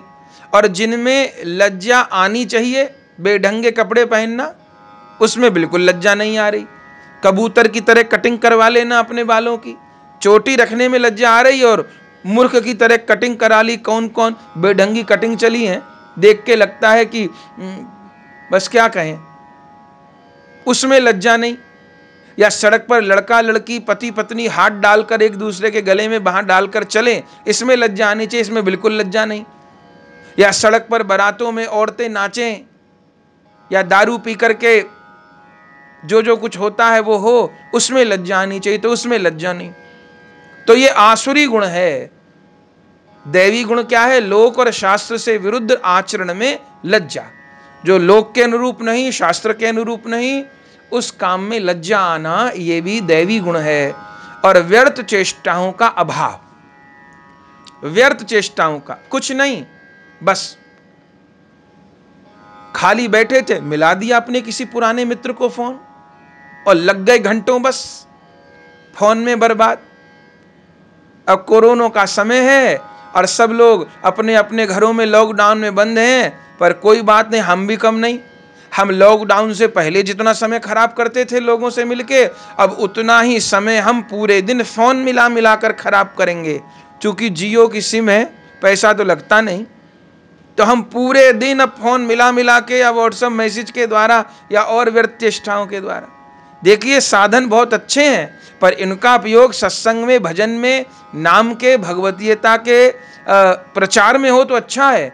पर यदि इस फोन से, व्हाट्सएप से, यूट्यूब से या फेसबुक से हम अपना जीवन बर्बाद किए दे रहे हैं, हम समय बर्बाद किए दे रहे हैं, तो ये एक ऐसा कैंसर है कि इसका क्या परिणाम होगा ये 10-20 साल बाद पता चलेगा। जब नस्ल बर्बाद हो जाएंगी, संतान बर्बाद हो जाएगी, संवेदना के नाम पर कुछ नहीं बचेगा। हाँ, इन साधनों का, अब ये सत्संग भी आप श्रवण कर रहे हैं तो YouTube के माध्यम से कर रहे हैं, तो ये YouTube का एकदम सात्विक प्रयोग हो गया। इससे अच्छा कोई इस आधुनिक साधन का भरपूर उपयोग श्री निताई गौर हरि संकीर्तन मंडल में हो रहा है। खूब नाम का प्रचार संतों के द्वारा हो रहा है, भक्ति का, कीर्तन का, कथाओं का प्रचार हो रहा है। लेकिन यदि हम इन साधनों का उपयोग व्यर्थ चेष्टाओं के लिए करते हैं, बिना बात, बस कभी किसी से लगे, कभी किसी से लगे, कभी किसी से लगे, तो ये दिन व्यर्थ चेष्टाओं में रहते तो आसुरी स्वभाव है। ये भीतर जो असुरता बैठी है, पाप बैठा है, वही इन कामों की हमको प्रवृत्ति दे रहा है। तो दैवी गुण क्या है? व्यर्थ चेष्टाओं का अभाव। 2 श्लोक पूरे हुए। अब तीसरे श्लोक में फिर भगवान दैवी गुण बता रहे हैं। क्या क्या है दैवी गुण? तेजः, क्षमा, धृतिः, शौचम, द्रोहो, नातिमानिता, भवन्ति संपदम, देवीं भिजातस्य भारत। तेज, ये एक दैवी गुण है। तेज कैसा होता है? महापुरुषों में तेज होता है, एक ऐसा सात्विक प्रभाव होता है कि अनेक बार ये देखा गया भक्तों के चरित्र में, भक्तों के जीवन में, कि किसी महापुरुष को देखे, थोड़ी देर बैठे और मन शांत होने लग गया। या मदिरा पीते थे, पत्नी 20 साल से कह रही थी दारू छोड़ दो, छोड़ दो, छोड़ दो, नहीं छोड़ी। और एक बार किसी संत के सत्संग में गए, पत्नी ने उनको कह दिया और उस संत ने हाथ पकड़कर कहा कि हम आपसे कुछ मांगना चाहते हैं। बोले कहिए महाराज। बोले हमको एक वचन दे दो कि आज के बाद आप मदिरा नहीं पियोगे, आप गुटखा नहीं खाओगे, आप बीड़ी नहीं पियोगे, सिगरेट नहीं पियोगे, तंबाकू नहीं खाओगे। ये कहा और उस व्यक्ति ने छोड़ दिया। तो ये समझिए कि उस महापुरुष के तेज का प्रभाव हो गया। या अगर ऐसी घटना किसी के द्वारा होती है तो उसके भीतर एक सात्विक तेज आ जाता है, जो सामने वाले को आज्ञा करे तो तुरंत अपना ले। अब कुछ तो ऐसे भी होते हैं कि कितना भी तेज हो तो कुछ प्रभाव ना पड़े। जैसे प्रहलाद जी ने सबको वैष्णव बना दिया, पर प्रहलाद जी अपने बाप हिरण्याकश्यप को वैष्णव नहीं बना पाए, तो वो तो दूसरी बात हो गई। पर एक महापुरुषों में सात्विक तेज होता है और वह तेज सामने वाले के चित्त में परिवर्तन कर देता है। तो वो जो तेज है वो महापुरुषों में पाया जाता है, वो दैवी गुण है। फिर है क्षमा। जिसके भीतर दैवी गुण होते हैं उसके भीतर क्षमा खूब होती है, सबको क्षमा करता है। वो दूसरा उसको भले ना करे पर वो सबको क्षमा करने का भाव रखता है। फिर आगे कहा धैर्य। जिसके भीतर धीरज है, बहुत धैर्य होता है, कोई बात नहीं, कोई बात नहीं, सहन शक्ति खूब होती है, धैर्य खूब होता है जिसके भीतर दैवी संपदा होती है। और बाहर की शुद्धि, भीतर बाहर की शुद्धि उसके भीतर रहती है, बाहर की शुद्धि भी होती है। क्यों? अनेक लोग ऐसा कहते हैं कि अरे हमारा तो मन शुद्ध है, ये रोज रोज नहाने से क्या होगा, ये नहाने धोने से, तिलक लगाने से कुछ नहीं होगा, मन शुद्ध होना चाहिए। तो भैया मन को शुद्ध करना आसान नहीं है। आप सुना है विभूति योग में भगवान कहते इंद्रियों में मैं मन हूं। मन बस में हो गया तो भगवान बस में हो गए। तो मन तो अभी शुद्ध हो नहीं रहा, बहुत दिन भजन साधन करेंगे तब मन शुद्ध होगा। और आप तन को शुद्ध करना और छोड़ दीजिए, नहाना धोना और बंद कर दीजिए, तब तो शरीर पर कीड़े पड़ जाएंगे, इन्फेक्शन हो जाएगा। तो बाहर की शुद्धि रखना माने शरीर को स्वच्छ रखना, गंदगी में न रखना, प्रतिदिन स्नान करना, शौचालय जाने के बाद स्नान करना, रात के मैले बासी कपड़ों को न पहनना, नाखूनों को स्वच्छ रखना, शरीर को स्वच्छ रखना, ये सब जो गुण है बाहरी शुद्धि, ये भी दैवी गुण में आती है। एवं किसी में भी शत्रु का भाव न होना, इस जगत में कोई भी मेरा शत्रु नहीं है, ये भाव दैवी गुण है। और अपने में पूज्यता के अभिमान का अभाव, माने कि सब लोग मुझको प्रणाम करें, मैं बहुत पूज्य हूं, सब मेरे पैरों में पड़ें, ऐसा पूज्यता का अभिमान, ये भाव न होना, पूज्यता के अभिमान का अभाव होना। क्योंकि इतने गुण जब होंगे, और देखो भगवान आखिर में ये गुण कहे, पूज्यता के अभिमान का अभाव, क्योंकि ऊपर जितने गुण गिनवा दिए तो वो तो किसी अत्यंत पूज्य में ही होंगे ना।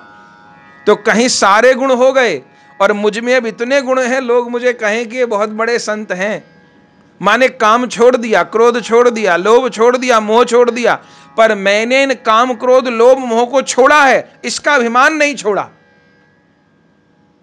तो भी अधूरापन होगा। तो भगवान 25 गुण गिनवा दिए और 26वें में कौन सा गुण कह दिए? अपने में पूज्यता के अभिमान का अभाव होना। मैं बहुत पूज्य हूं, मैं बहुत तो और उससे बहुत श्रेष्ठ हूं, बाकी तो सब एकदम कीड़े मकोड़े जैसे हैं मेरे सामने, ये भाव नहीं होगा। क्यों? क्योंकि जिसमें इतने पूज्य दिव्य गुण होंगे, वो सबके भीतर अपने वासुदेव गोविंद को ही देखेगा। वो पाप से घृणा करेगा, पापी से नहीं करेगा, और उसके संपर्क में जो आएगा पूरा प्रयास करेगा कि इससे पाप छुड़वा दिया जाए। तो अपने भीतर पूज्यता के अभिमान का अभाव, भगवान कहते हैं अर्जुन, ये सब गुण किसके हैं? दैवी संपदा को लेकर उत्पन्न हुए पुरुष के लक्षण हैं। माने जिसके भीतर ये गुण हैं, तो या तो वो पूर्व जन्म से ही दैवी गुणों को लेके आया है, पूर्व जन्म में खूब साधन किया है, और या इस जन्म में साधना के द्वारा उसने अर्जित किए हैं। तो दैवी संपदा को लेकर उत्पन्न हुए ये पुरुष के लक्षण हैं, एक दैवीय पुरुष के लक्षण हैं। अब आसुरी संपदा वाले के क्या लक्षण है, भगवान उनको गिना रहे हैं। पहले संक्षेप में बताएंगे, फिर आगे विस्तार से बताएंगे क्या क्या है आसुरी के गुण। दंभो दर्पो धिमानश्च क्रोधः पारुष्यमेव च अज्ञानम चाभिजातस्य पार्थ संपदमासुरीम। हे पार्थ, दंभ माने दिखावा, घमंड और अभिमान, तथा क्रोध, कठोरता और अज्ञान, ये सब आसुरी संपदा को लेकर उत्पन्न हुए पुरुष के लक्षण हैं। माने कि अभी तो संक्षेप में बता दिया, अभी तो आसुरी स्वभाव वालों के खूब भगवान बताएंगे गुणों को, पर ये मोटे मोटे तौर पर हैं। माने सारी बात याद न रहे आसुरी स्वभाव वाले को, तो ये बात रहे, उसके भीतर दिखावा खूब होता है। और बंधुओं, हम कथा के माध्यम से भी घूमते हैं भारत वर्ष में, गुरु कृपा से देखते हैं कि दंभ ने, दिखावे ने तो सबको बर्बाद कर दिया। हर व्यक्ति में लगेगा कि यह शुद्ध भक्त होगा, पर इतना दिखावा, इतना दिखावा, बहुत दिखावा। दंभ, अगर जीवन में दंभ बढ़ रहा है तो फिर हम कितना कहें कि हम भक्त हैं, वैष्णव हैं, साधु हैं, संत हैं। आसुरी संपदा है दंभ, दिखावा, और फिर अभिमान, घमंड, वो किसी भी चीज का हो, और क्रोध और कठोरता और अज्ञान। अज्ञान से तो ये सब दोष पैदा ही होते होंगे। ये आसुरी संपदा को लेकर उत्पन्न हुए पुरुष के लक्षण हैं। अब भगवान इन दोनों गुणों का प्रभाव क्या है ये बता रहे हैं अर्जुन को। 5वें श्लोक में भगवान कह रहे हैं, देवी संपद विमोक्षाय निबंधायासुरी मता मा शुचः संपदम देवीं भिजातोसी पांडव। दैवी संपदा मुक्ति के लिए और आसुरी संपदा बांधने के लिए मानी गई है। जिसके भीतर दैवी गुण है वह दैवी गुण उसके मुक्ति के लिए साधन बन जाएंगे, भगवान की ओर बढ़ाने के लिए, भगवत प्राप्ति में परम सहायक होंगे उसको। और जो आसुरी गुण है ये उसको बांधेंगे, दुखों में बांधेंगे, आवागमन के चक्र में बांधेंगे, नरक में बांधेंगे, 84 लाख योनियों में बांधेंगे आसुरी, जिनका भगवान आगे वर्णन करेंगे। इसलिए हे अर्जुन तू शोक मत कर, क्योंकि तू दैवी संपदा को लेकर उत्पन्न हुआ है, तू आसुरी संपदा को लेकर उत्पन्न नहीं हुआ है। अरे तेरा इतना पवित्र कुल है, पांडु के तुम पुत्र हो, कुंती जैसी तुम्हारी माँ है, युधिष्ठिर भीम जैसे तेरे बड़े भाई हैं, तो कुल की दृष्टि से, संबंधों की दृष्टि से और तेरे खुद के स्वभाव की दृष्टि से तो देवी संपदा को लेके आया है। और तत्वतः हम जानते हैं कि अर्जुन नर ऋषि का अवतार है, तो उनमें दैवी गुणों की तो कोई कमी है नहीं। तो भगवान कह रहे हैं तू शोक न कर, तू दैवी गुणों को लेकर आया है। अब भगवान आगे विश्लेषण कर रहे हैं। द्वौ भूत सर्गौ लोकेस्मिन् दैव आसुर एव च दैवो विस्तरशः प्रोक्त आसुरम पार्थ में शृणु। हे अर्जुन, इस लोक में समस्त प्राणियों की सृष्टि, यानी जो भी प्राणी हैं, मनुष्य समुदाय है, वो दो ही प्रकार का है। एक तो दैवी प्रकृति वाला, दूसरा आसुरी प्रकृति वाला। अभी जैसा प्रारंभ में सुना, उनमें से दैवी प्रकृति वाले को तो विस्तार से मैं तुझको सुना चुका, प्रारंभ में 3 श्लोक जो भगवान ने सुनाए। अब तू आसुरी प्रकृति वाले मनुष्य समुदाय को भी विस्तार पूर्वक मुझसे सुन, जिसके आसुरी गुण हैं, माने आसुरी स्वभाव है, आसुरी संपदा लेकर आया है, बुरा प्रारब्ध लेकर के आया है, बुरा कर्म का समूह लेकर के आया है। अब भगवान 7वें श्लोक से उन आसुरी स्वभाव वालों के गुणों को बता रहे हैं। कोई कह सकता है महाराज दैवी गुण सुन लिए, वह आसुरी को सुन के क्या करेंगे? नाना भैया, जैसे जितना दवा कैसे खानी है, कब खानी है, ये जरूरी है रोगी के लिए सुनना, उतना ये भी जरूरी है कि किन किन बातों का परहेज करना है। दवा खा लिए, दवा ले लिए, लेकिन परहेज को नहीं सुना, नहीं समझा, नहीं किया तो असर नहीं करेगी दवा। अब किसी को डायबिटीज का रोग हो जाए, शुगर का रोग हो जाए, तो लोग बताते हैं कि शायद सुबह शाम 2 समय दवा खानी पड़ती है शायद, तो सुबह शाम 1-1 गोली खा ली, दवा खा ली, तो दवा खाने में क्या मेहनत, मुंह में गोली रखी, पानी पी लिए, गई दवा अंदर। तो डायबिटीज की दवा खा ली तो दवा खाने में तो कोई तकलीफ नहीं हुई, लेकिन तकलीफ किस बात में है कि पूरे दिन सुबह से शाम तक ये ध्यान रखना है कि मुझको क्या खाना है और क्या नहीं खाना है, इस बात को ध्यान रखना। अब ऋतु का आम आया, अब जी मचल रहा है आम खाने को, लेकिन डॉक्टर ने मना कर रखा है कि बस आम नहीं पाना है, बहुत मीठा होता है, शुगर बढ़ जाएगी। अब पाना है तो बिल्कुल इतनी सी फाक लेना, इतना सा कुछ लेना। अब लड्डू को देखकर, बर्फी को देख करके मन मचल रहा है, तो ये मुझे नहीं करना है, ये ज्यादा महत्वपूर्ण हो गया ना। तो इसलिए दैवी गुणों को तो सुना, आसुरी गुणों को भी सुनना जरूरी है। भगवान 7वें श्लोक से आसुर स्वभाव वाले मनुष्य की प्रवृत्ति को बता रहे हैं। कैसी प्रवृत्ति होती है, कैसे गुण होते हैं उसके? प्रवृत्तिम च निर्वृत्तिम च जनाना विदुरासुरः ना शौचम नापि चाचारौ न सत्यम तेषु विद्यते। आसुर स्वभाव वाले मनुष्य प्रवृत्ति और निवृत्ति इन दोनों को ही नहीं जानते। प्रवृत्ति क्या है? प्रवृत्ति माने जिस स्वभाव गुणों को लेकर के हम संसार में लगते हैं, अपना व्यवसायिक कार्य करते हैं, अपना व्यवहार कार्य करते हैं, संबंधों को संभालते हैं, जो कुछ भी करते हैं, व्यवहार जगत में जो कुछ करते हैं, ये प्रवृत्ति है। आसुर स्वभाव वाला व्यक्ति न तो प्रवृत्ति को ही जानता है और न निवृत्ति को जानता है। निवृत्ति माने कि अब व्यवहार से हट करके अब एकांत में रह करके भगवान की साधना में लगेंगे।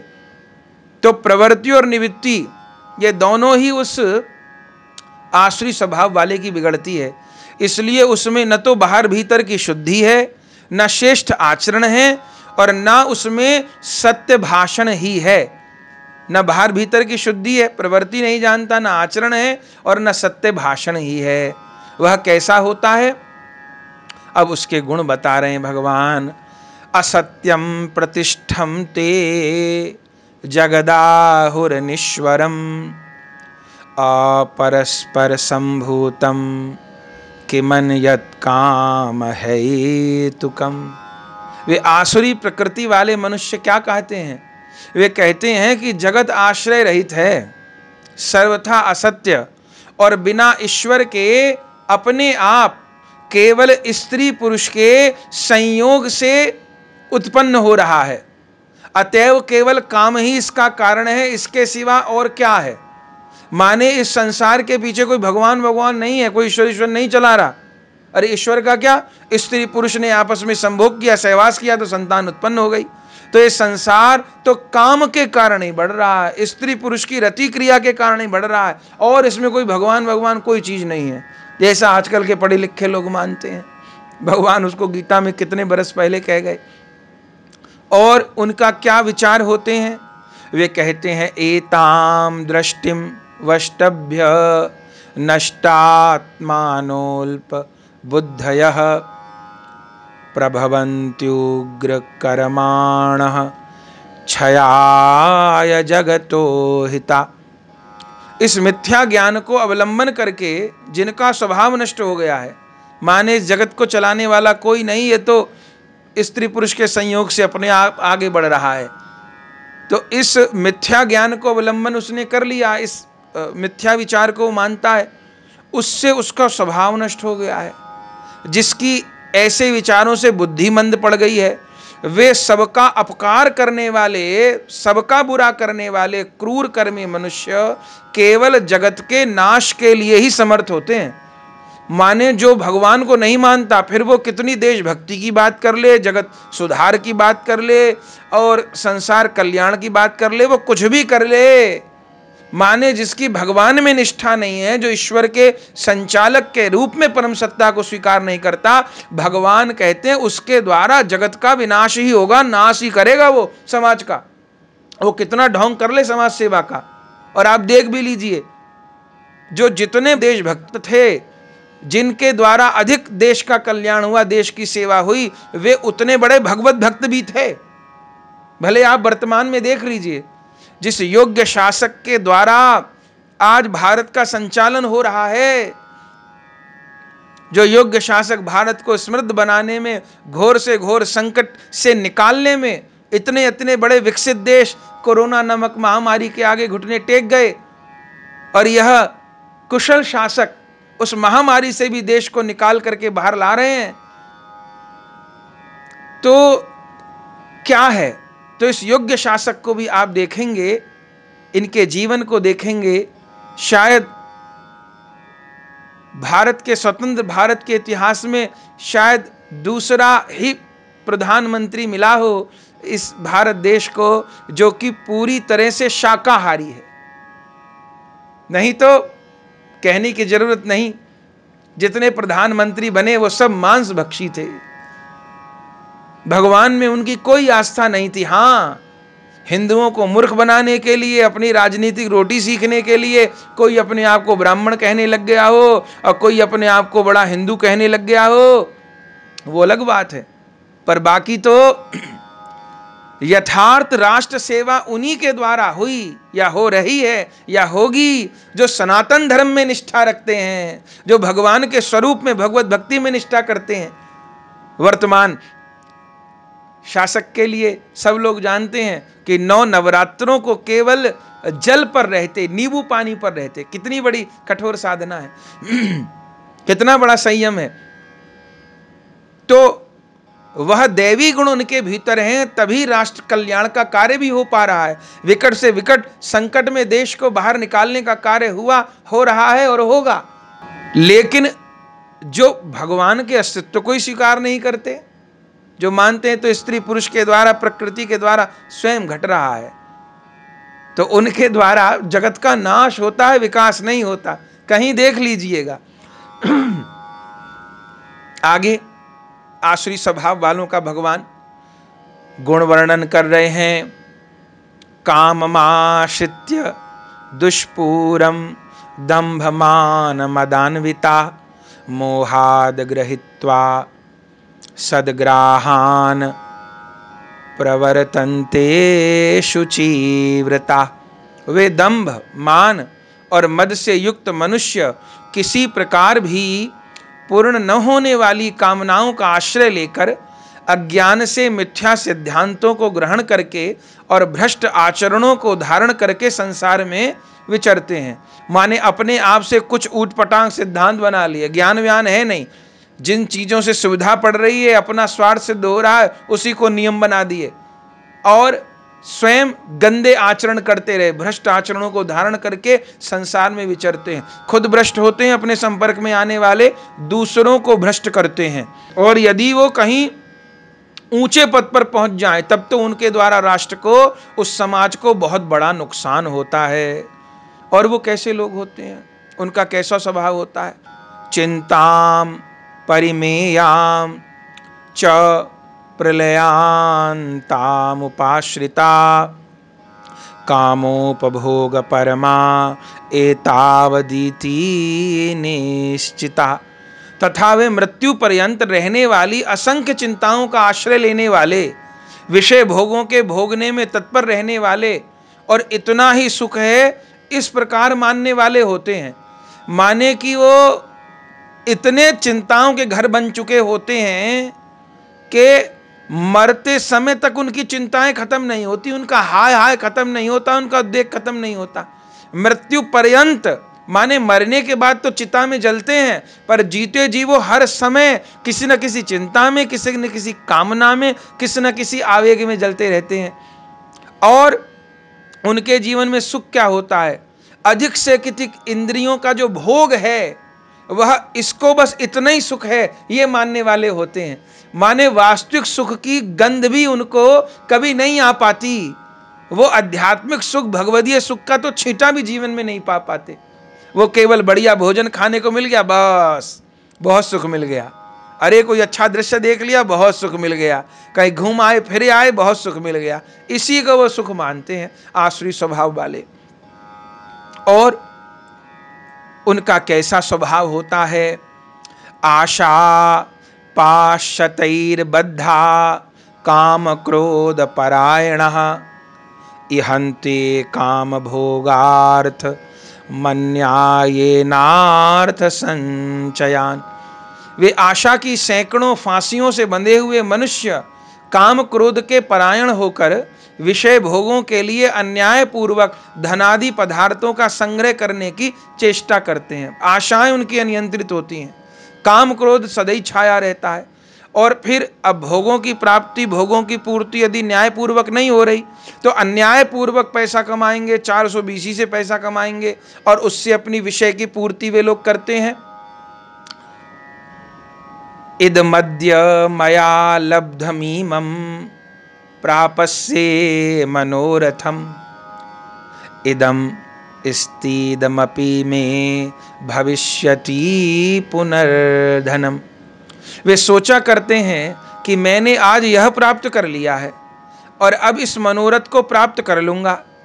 मेरे पास यह इतना धन है और भी इतना धन मैं कमा लूंगा और भी मेरे पास हो जाएगा।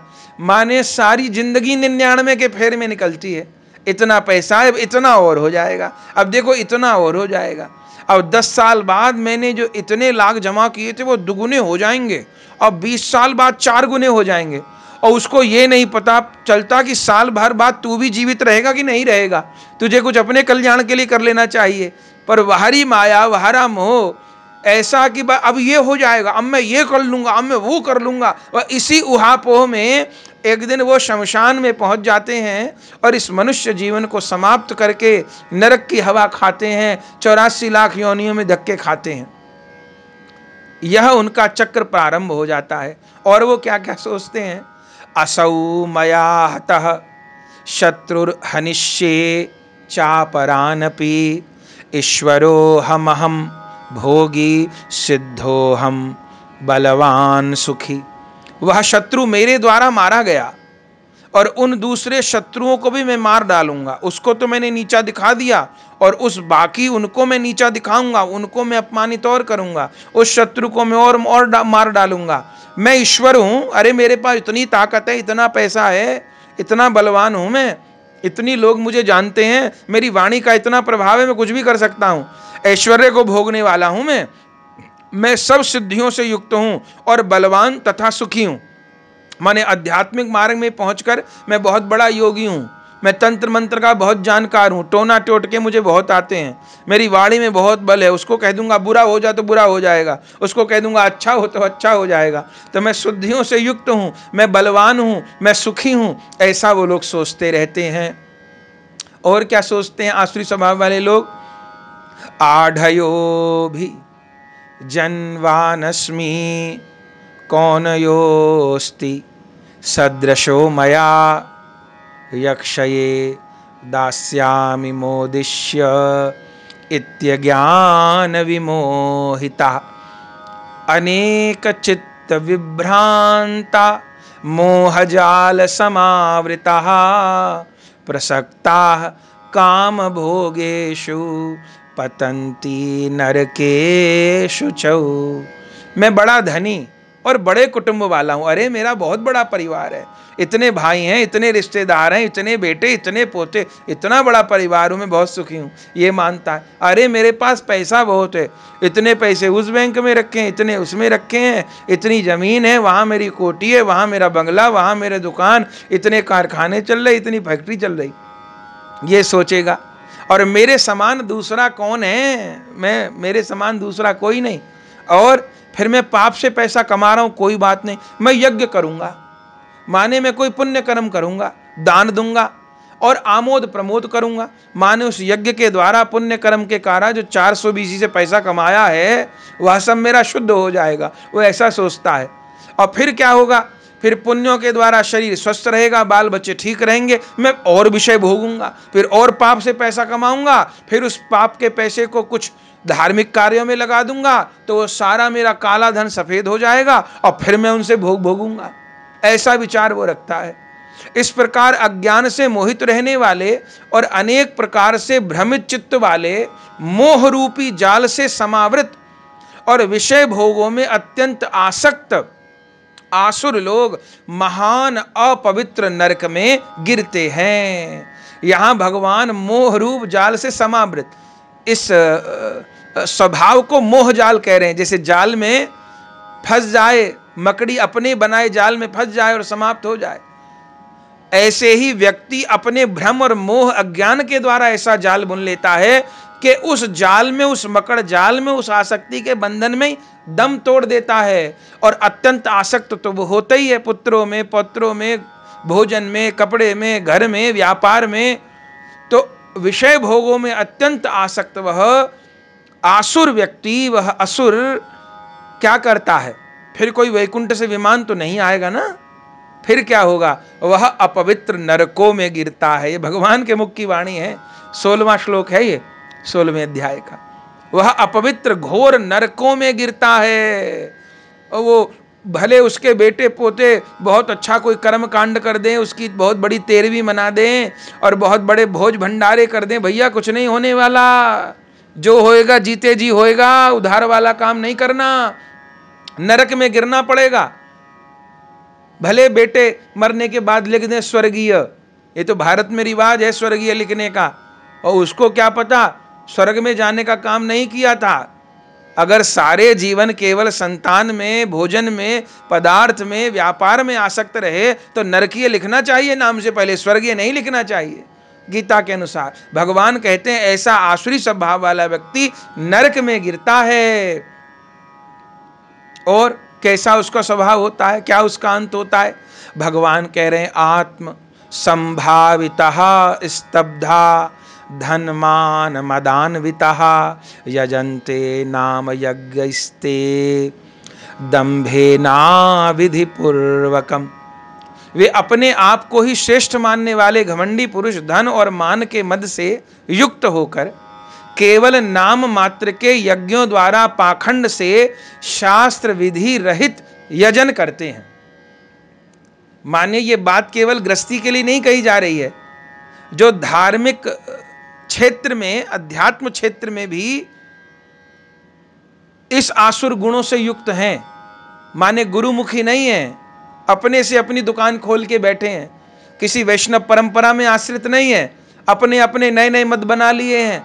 उनसे पूछो तुम्हारा मत कितना पुराना, तो किसी का 50 साल, किसी का 100 साल, किसी का 150 साल, किसी का 300 साल, किसी का 400 साल। उसके ऊपर तुम क्या हवा में लटके हुए थे? और सनातन धर्म का मूल पूछिए तो भगवान कह ही आए, ना आदि है ना अंत है।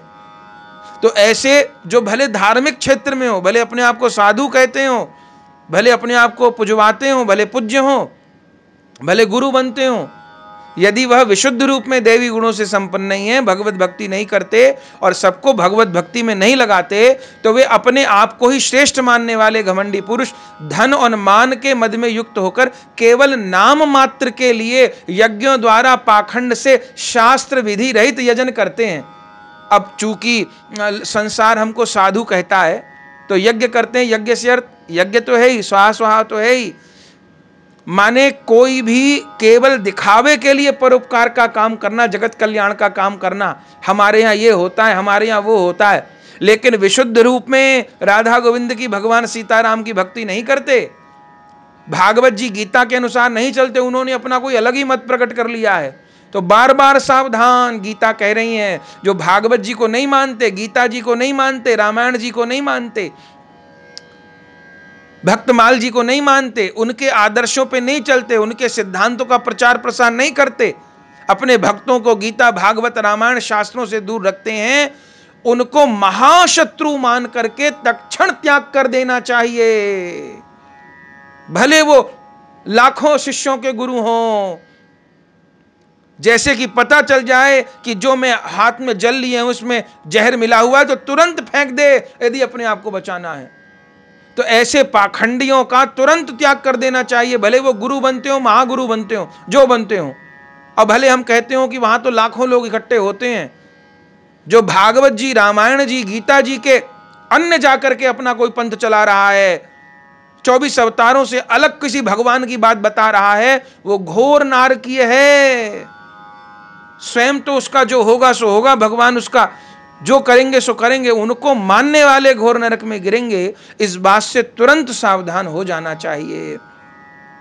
भगवान उन लोगों का वर्णन कर रहे हैं, अहंकारम बलम दर्पम कामम क्रोधम च संश्रितः मामात्म परदेहेषु प्रद्विषन्तोऽभ्यसूयकः। वे अहंकार, बल, घमंड, कामना और क्रोधादि के परायण और दूसरों की निंदा करने वाले पुरुष अपने और दूसरों के शरीर में स्थित मुझ अंतर्यामी से द्वेष करने वाले होते हैं। अब जब ऐसे उनके स्वभाव होंगे तो सबके भीतर भगवान को तो कहाँ देखने लग गए। तो भगवान कह रहे हैं जो इस प्रकार के बुरे गुणों से युक्त होते हैं, वे न तो अपने में कभी मुझ अंतर्यामी का, आत्मा का अनुभव कर पाते, माने मेरे भीतर आत्मा भी है, प्राण भी है, ये तो वो कभी सोच ही नहीं पाते। वो केवल केवल बस शरीर शरीर शरीर यहीं तक सीमित रहते हैं और यहीं अंत हो जाता है उनका। माने इतना बड़ा अवसर जो मनुष्य देह प्राप्त हुआ था अपने कल्याण के लिए, खो जाता है उनसे, क्योंकि न वो अपने भीतर न दूसरे के भीतर, भगवान कह रहे हैं, मुझ अंतर्यामी को पहचान पाते हैं और मुझ अंतर्यामी से द्वेष करने वाले होते हैं। माने उनको कोई आत्म विषयक, कल्याण विषयक बात बताई जाए तो वो और इससे कुद्र हो जाते हैं। वो कहते हैं नहीं नहीं, ये हमारा मन घड़ंत मत ही कलयुग के लिए सर्वश्रेष्ठ है, ये भागवत रामायण गीता मानने की जरूरत नहीं है। माने होते वो खुद नकली हैं, और कितनी विडंबना कि वो असली को नकली बताने लग जाते हैं। माने कि जैसे बाजार में चलो नकली घी भी बिक रहा था, असली घी भी बिक रहा था, ठीक।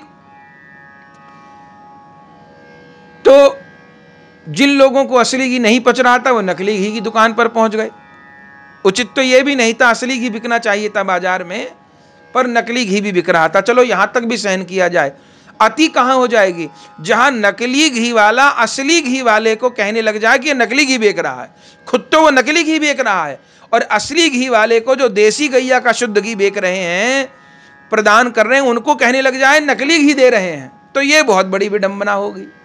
तो ये जो नकली पथ हैं, नाम लेना उचित नहीं, आप सब जानते हैं, जो रामायण भागवत गीता में ही कमी निकालते हैं उनकी निंदा करते हैं। तो ऐसे लोग खुद नकली हैं, खुद नराधम हैं, नारकीय हैं। और विडंबना यह है कि वह शुद्ध सबके मूल उस सत्य सनातन धर्म को नकली है बताने लग जाते हैं। ऐसों का क्या उपाय है? तो भगवान कह रहे हैं ऐसों का उपाय मैं क्या करता हूं। अब भगवान ही उपाय करेंगे, मनुष्य तो ऐसों को क्या कर पाएगा। तो क्या करते हैं भगवान? 19वां श्लोक भगवान कहते हैं, तान हम द्विविशतः क्रूरान संसारेषु नराधमान क्षिपाम्य जस्नम शुभाना सुरिष्वेव योनिषु। उन द्वेष करने वाले पापाचारी और क्रूर कर्मी नराधमों को मैं संसार में बार बार आसुरी योनियों में ही डालता हूं। असुर योनि को वो प्राप्त करते हैं, नारकीय योनि को, पशु पक्षी की योनि को प्राप्त करते हैं, नाना प्रकार के दुख भोगने वाली योनियों को वे प्राप्त करते हैं और अपना वह जीवन बिगाड़ते हैं।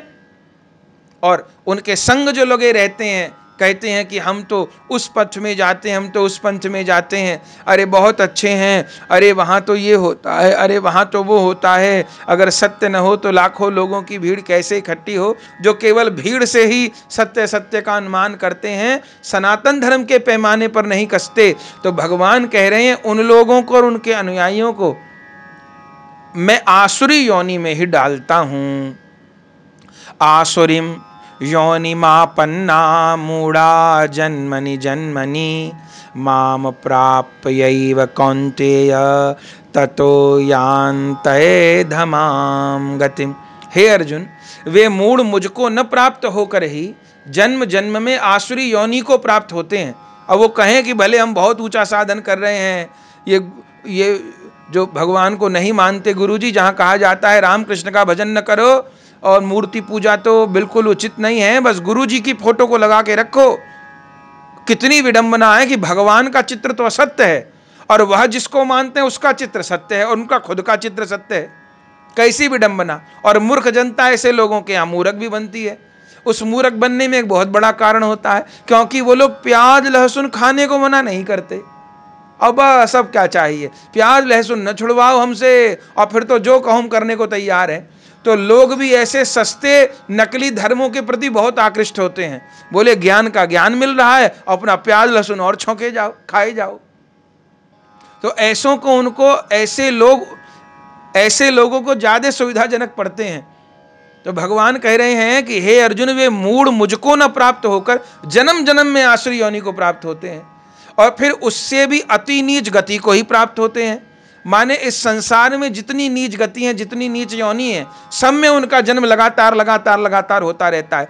और नीच योनियों के बाद भी मनुष्य जन्म नहीं मिल जाता, उसके बाद फिर उनको अनंत काल के लिए घोर नरकों में पटक दिया जाता है। वहां वो घोर नरकों में अपने उस पाखंड का हिसाब किताब चुकाते हैं। और क्या होता है?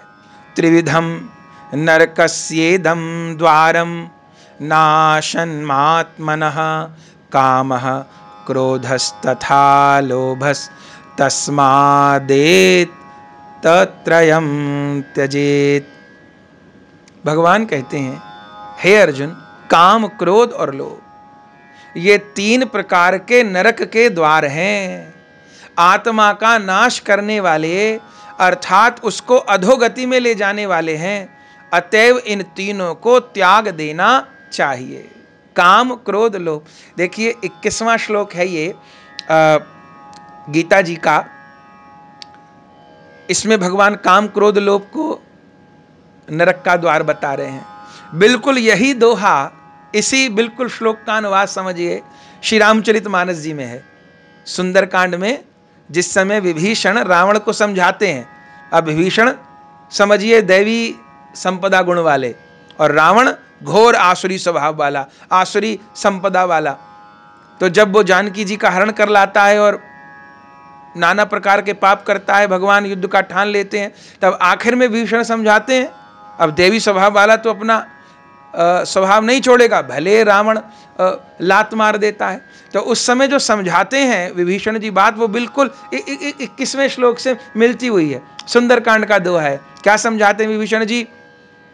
काम क्रोध मद लोभ सब नाथ नरक के पंथ, सब परिहरि रघुवीरहि भजहु भजहि जेहि संत। भीषण जी के मुख का वाक्य है। अरे भैया रावण, काम क्रोध मद और लोभ ये नरक के रास्ते हैं। यहां भगवान क्या कह रहे हैं? नरक का द्वार। एक बहुत संकेत है। इन काम क्रोध लोभ को नरक नहीं कहा जा रहा, सूक्ष्म बात है। इनको नरक का द्वार कहा जा रहा है, या रामायण जी में इनको नरक का पंथ कहा जा रहा है। काम क्रोध मद लोभ सब नाथ नरक के पंथ, पंथ कहा जा रहा है, रास्ता कहा जा रहा है। गीता जी में द्वार कहा जा रहा है। तो काम क्रोध लोभ को भगवान सीधा सीधा नरक कह देते। नरक का द्वार क्यों कहा? देखिए, इसलिए कहा कि एक माता पिता योग्य संतान प्राप्ति के लिए भी तो काम को स्वीकार करते हैं। लेकिन हम लोग पीछे सुन आए हैं, विभूति योग में एक योग्य संतान प्राप्ति के लिए, भक्त संतान प्राप्ति के लिए जब माता पिता काम क्रीड़ा में प्रवृत्त होते हैं तो उस समय वो काम काम नहीं, भगवान है। तो इसलिए उस काम को नरक कैसे कह दे? क्योंकि वो काम तो एक धार्मिक माता पिता धर्म पूर्वक प्रजा उत्पत्ति के लिए लगते हैं तो काम को स्वीकार करते हैं। तो वो काम तो भगवान का स्वरूप बताया गया है गीता में। और ऐसे क्रोध है। अब घर में बच्चे शैतानी करते हैं तो माँ बाप डांटते डपटते हैं उनको, ताकि बच्चे उद्दंड न हो जाएं। एक अध्यापक अपने छात्रों को डांटता डपटता है तो वहां पर भी तो क्रोध करता है। एक गुरु अपने शिष्यों पर कभी कभी जब वो ज्यादा उद्दंड हो जाए तो डांटता डपटता है। तो वो क्रोध नरक नहीं, वो तो क्रोध परम कल्याणकारी है। ऐसे ही लोभ, सांसारिक लोभ है वस्तु का, तो वो हानिकारक है। पर वो लोभ नाम के प्रति भी होता है, या धन के प्रति भी। अब मेरे पास इतना धन है, मुझे इसमें सब काम चलाना है, तो किफ़ायत से धन का उपयोग करते हैं। इतना धन मुझे भोजन में लगाना है, इतना वस्त्र में लगाना है, इतना इस काम में लगाना है, इतना किराए भाड़े में देना है, इतना बच्चों की पढ़ाई में देना है। तो किफ़ायत से, कंजूसी से, अब उसको भी तो लोभ कहेंगे। पर वह काम क्रोध लोभ इस संसार को चलाने में, शरीर को चलाने में, यहां तक कि भक्ति पथ में भी, एक आध्यात्मिक पथ के पथिक के लिए भी, गृहस्थ के लिए अनेक बार जरूरी होते हैं, साधक होते हैं। लेकिन जब यही काम क्रोध लोभ अनियंत्रित हो जाते हैं, जैसे पूर्व में हम उदाहरण से सुन चुके कि शरीर में वात पित्त कफ ये 3 वस्तु हैं, वायु पित्त और कफ। तो ये वात पित्त कफ न हो तो शरीर भी न रहे। पर यही वात पित्त कफ जब अनियंत्रित हो जाते हैं, अनुपात में बिगड़ जाते हैं, तो इन्हीं से सारे रोग पैदा होते हैं। तो ऐसे काम क्रोध लोभ किसी अंश में शरीर को चलाने में आवश्यक भी हैं। लेकिन जैसे विभीषण जी कह रहे हैं, काम क्रोध मद लोभ सब नाथ नरक के पंथ, तो करे क्या? बोले सब परिहरि रघुवीरहि भजहु भजहि जेहि संत। भले रावण न समझाओ, पर यह बात विभीषण जी हमको समझाने के लिए कह रहे हैं। ये नरक के पंथ हैं। भगवान यहां कह रहे हैं ये काम क्रोध लोभ 21वें श्लोक में तीनों नरक के द्वार हैं। माने इनका उपयोग कर लिया, संतान उत्पत्ति के लिए काम को स्वीकार करा जा रहा है तो भगवान का स्वरूप है, भगवान का अंश है। और यदि अनियंत्रित होकर के संबंध, स्थान, समय का विचार किए बिना काम में प्रवृत्त हो जा रहा है तो वह नरक का द्वार है, नरक में पहुंचाने वाला है। क्रोध यदि व्यवस्था को संभालने के लिए हो रहा है, एक गुरु के द्वारा शिष्य को संभालने के लिए, अध्यापक के द्वारा छात्र को संभालने के लिए, बच्चों की उद्दंडता दूर करने के लिए माता पिता के द्वारा हो रहा है तो सहायक है। और यदि वह क्रोध अत्यधिक हर बात पर हर समय आता रहता है तो वह नरक में ले जाने वाला है। ऐसे ही लोभ है। यदि अपनी जीवन यथार्थ चलता रहे, ठीक ठाक चलता रहे, जितनी आमदनी का साधन है उसमें ही सब मेरे काम चलते रहे, इसके लिए लोभ है, या नाम के प्रति लोभ है, तब तो कहना क्या, भगवान नाम के प्रति, भगवत भक्ति के प्रति तो कल्याणकारी है। और वह लोभ अनियंत्रित हो गया, माने करोड़ों की माया घर में, 1 रुपया सेवा के लिए नहीं छूटता। करोड़ों की माया घर में है, लेकिन ठाकुर जी की सेवा के लिए, गौ सेवा के लिए, धाम की सेवा के लिए, दीन दुखियों की सेवा के लिए, नाम प्रचार के लिए कभी पैसा नहीं छूटता। कभी नहीं होता कि मेरे घर पर संकीर्तन हो, मेरे घर पर सत्संग हो, मेरे घर पर साधु सेवा हो, मेरे घर पर वैष्णव, इस तरफ ध्यान ही नहीं जाता। तो ये लोभ नरक में ले जाने वाला हो जाएगा, वह अनियंत्रित क्रोध नरक में ले जाने वाला हो जाएगा, वह अनियंत्रित काम नरक में ले जाने वाला हो जाएगा, आत्मा को नाश करने वाला हो जाएगा। और भगवान कहते हैं ये काम क्रोध लोभ फिर अधोगति में ले जाने वाले हैं। अतएव इन तीनों को त्याग देना चाहिए, इन तीनों के अनियंत्रण को तुरंत नियंत्रित कर लेना चाहिए, त्याग देना चाहिए। एतेर विमुक्तः कौन्तेयः तमोद्वारै स्त्रीभिर्नरः आचारत्यात्मनः श्रेयस्ततो याति पराम गतिम। हे अर्जुन, इन तीनों नरक के द्वारों से मुक्त पुरुष अपने कल्याण का आचरण करता है।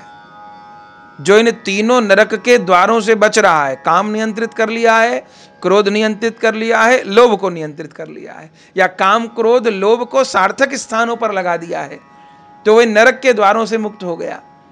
वह पुरुष अपने कल्याण का आचरण करता है, इससे वह परम गति को जाता है, अर्थात मुझको प्राप्त होता है। इन तीनों को नियंत्रित करने पर वह अपने कल्याण पथ पर अग्रसर हो पाता है, परम गति को प्राप्त कर पाता है, अर्थात मुझको प्राप्त कर पाता है, ऐसा भगवान कह रहे हैं।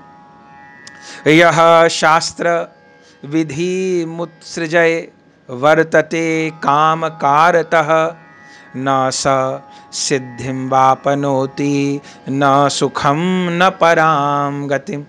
और जो पुरुष शास्त्र विधि को त्याग कर अपनी इच्छा से मनमाना आचरण करता है, वह न सिद्धि को प्राप्त होता है, न परम गति को, न सुख को ही।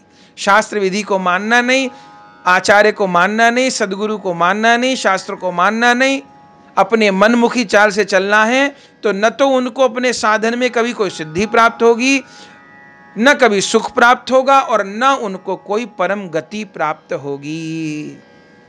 अब अंत में भगवान सारे अध्याय का सार कहकर अध्याय को विश्राम देंगे। 24वें श्लोक में भगवान कह रहे हैं, तस्मात् शास्त्रम प्रमाणम ते कार्य व्यवस्थितौ ज्ञात्वा शास्त्र विधानोक्तम कर्म करतुमिहारहसि। हे अर्जुन, इसलिए तेरे लिए इस कर्तव्य और अकर्तव्य की व्यवस्था में शास्त्र ही प्रमाण है। क्या करना चाहिए और क्या नहीं करना चाहिए, इसमें प्रमाण क्या है। आप सोचिए, नास्तिक किसको कहते हैं? भगवान तो आनंद स्वरूप है, और आनंद सुख को नास्तिक भी चाहता है, आस्तिक भी चाहता है। तो इस दृष्टि से तो संसार में कोई नास्तिक नहीं, सब आस्तिक है। फिर भी नास्तिक कहा जाता है, तो नास्तिक कौन है? नास्तिक की एक ही परिभाषा है, जो शास्त्र को नहीं मानता, जो संत वाक्य को नहीं मानता, जो आचार्य को नहीं मानता। शास्त्र माने वेद व्यास जी के द्वारा जो उपनिषद और 18 पुराण प्रकट किए गए हैं, जो महाभारत ग्रंथ प्रकट किया गया है, और सब शास्त्रों का सार, ये जो श्रीमद् भगवद गीता है भगवान की कही हुई, यह सब शास्त्र हैं। तो जो इस शास्त्र को नहीं मानता, माने भगवद गीता को नहीं मानता, श्रीमद् भागवत जी को नहीं मानता, श्री रामायण को नहीं मानता, वह नास्तिक है। तो हमको क्या करना चाहिए, क्या नहीं करना चाहिए, इसमें प्रमाण क्या है? इसमें शास्त्र ही तो प्रमाण है। और सारे पुराणों की शिरोमणि है श्रीमद् भागवत जी, और सारे सिद्धांत ग्रंथों के शिरोमणि हैं श्रीमद् भगवद गीता जी। तो ज्यादा कुछ नहीं, भागवत जी और श्रीमद् भगवद गीता जी, इनका आश्रय ले ले और इनकी आज्ञा से चले तो कोई बाधा नहीं हो। तो इस कर्तव्य और अकर्तव्य की व्यवस्था में क्या करना चाहिए, क्या नहीं करना चाहिए, इसमें शास्त्र ही प्रमाण है। ऐसा जानकर तू शास्त्र विधि से नियत कर्म ही करने योग्य है, माने तो शास्त्र विधि के अनुसार ही। अब सब शास्त्र मूलतः तो भगवान के मुख से ही प्रकट हुए हैं ना, वेद भगवान के मुख से प्रकट भए हैं, भगवान की निश्वास है, और उन वेदों से ही समस्त पुराण प्रकट हुए हैं। और समस्त शास्त्रों का शास्त्र यह श्रीमद् भगवद गीता तो साक्षात नंदनंदन श्याम सुंदर के मुख से हम जीवों के कल्याण के लिए प्रकट हुआ है। तो इसीलिए महात्म्य में बार बार कहा जाता है कि देव की नंदन श्री कृष्ण ही एकमात्र देव हैं और उनके मुख से कहा गया गीता ही एकमात्र उत्तम शास्त्र है। उन श्री कृष्ण का नाम ही एकमात्र मंत्र है और उन श्री कृष्ण की प्रेममयी सेवा ही एकमात्र कर्तव्य कर्म है। इसको महात्म्य हम बार बार सुन रहे हैं इस बात को। तो ये गीता शास्त्र ही परम प्रमाण है। इसी के द्वारा हमको क्या करना चाहिए, क्या नहीं करना चाहिए, इसका निश्चय होगा। ऐसा जानकर तू शास्त्र विधि से अर्थात मेरी बताई हुई विधि से नियत कर्म को कर, तू विचलित न हो। ऐसा कहकर के भगवान इस 24वें श्लोक के साथ में अपनी वाणी को, भगवान का तो निरंतर वाणी का प्रवाह चल ही रहा है। आचार्यों ने हम लोगों की सुविधा के लिए विषयों को अलग अलग बांटा है। तो हम भगवान की वाणी तो निरंतर, भगवान की वाणी विश्राम होगी तो सारा जगत ही विश्राम हो जाएगा। पर हम अपनी वाणी को यहाँ इस 16वें अध्याय के साथ, जिसको कि देवासुर संपद विभाग योग कहा गया, आज अपनी वाणी को विराम देते हैं और कल फिर आगे 17वें अध्याय के साथ, जिसमें भगवान सात्विक, राजसिक और तामसिक श्रद्धा के विषय में बताएंगे। उस श्रद्धा त्रय विभाग योग को हम लोग कल 17वें अध्याय को श्रवण करेंगे। अभी 2 दिन और शेष हैं, 17वां और 18वां अध्याय। उसको हम लोग कल 17वां और उस परसों 18वें अध्याय के साथ इस 19 दिवस से जो गीता सत्संग चल रहा है, प्रथम दिन गीता महात्म्य श्रवण किया और फिर एक एक करते हुए 18 दिन में 18 अध्याय को श्रवण करने का जो संकल्प था, परसों उसकी भी पूर्ति होगी। तो आज इस 16वें अध्याय को विश्राम देते हैं। आप सबको प्रणाम करते हुए प्रेम से कहिए जय जय श्री राधे श्याम, श्री गुरु प्रेमानंदे निताय गौर हरि बोल। प्रिय भगवत प्रेमियों, अगर यह वीडियो आपको पसंद आई तो इसको लाइक कीजिए और अधिक से अधिक शेयर कीजिए। श्री राधे श्याम। परम पूज्य श्री गौरदास जी महाराज जी के YouTube चैनल को सब्सक्राइब करें। पूज्य महाराज श्री की कथाओं को सर्वप्रथम देखने के लिए बेल आइकन दबाना ना भूलें।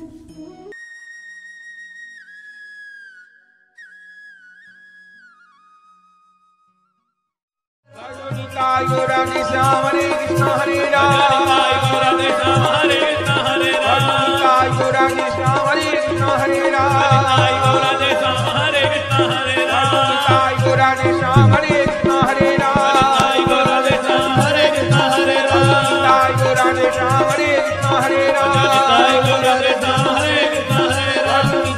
गौरांग श्याम हरे कृष्ण हरे राम, गौरांग श्याम हरे कृष्ण हरे राम, गौरांग श्याम हरे कृष्ण हरे राम, गौरांग श्याम हरे कृष्ण हरे राम, भजन निताय गौरांग श्याम हरे कृष्ण हरे राम, भजन निताय गौरांग श्याम हरे कृष्ण हरे राम।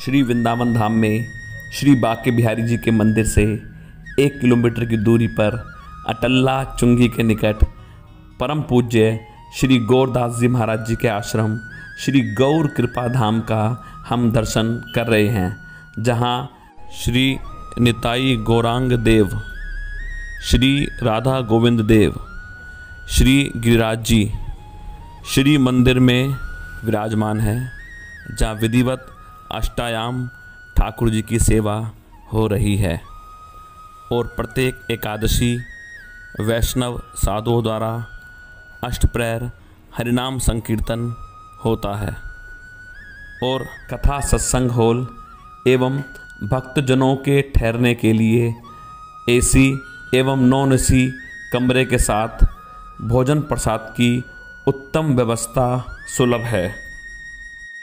यदि आप परम पूज्य श्री गौरदास जी महाराज जी के आश्रम श्री गौर कृपा धाम में ठहरना चाहते हैं या कोई जानकारी प्राप्त करना चाहते हैं तो संस्था के नंबरों पर संपर्क कर सकते हैं। हमारा नंबर है 9958163312।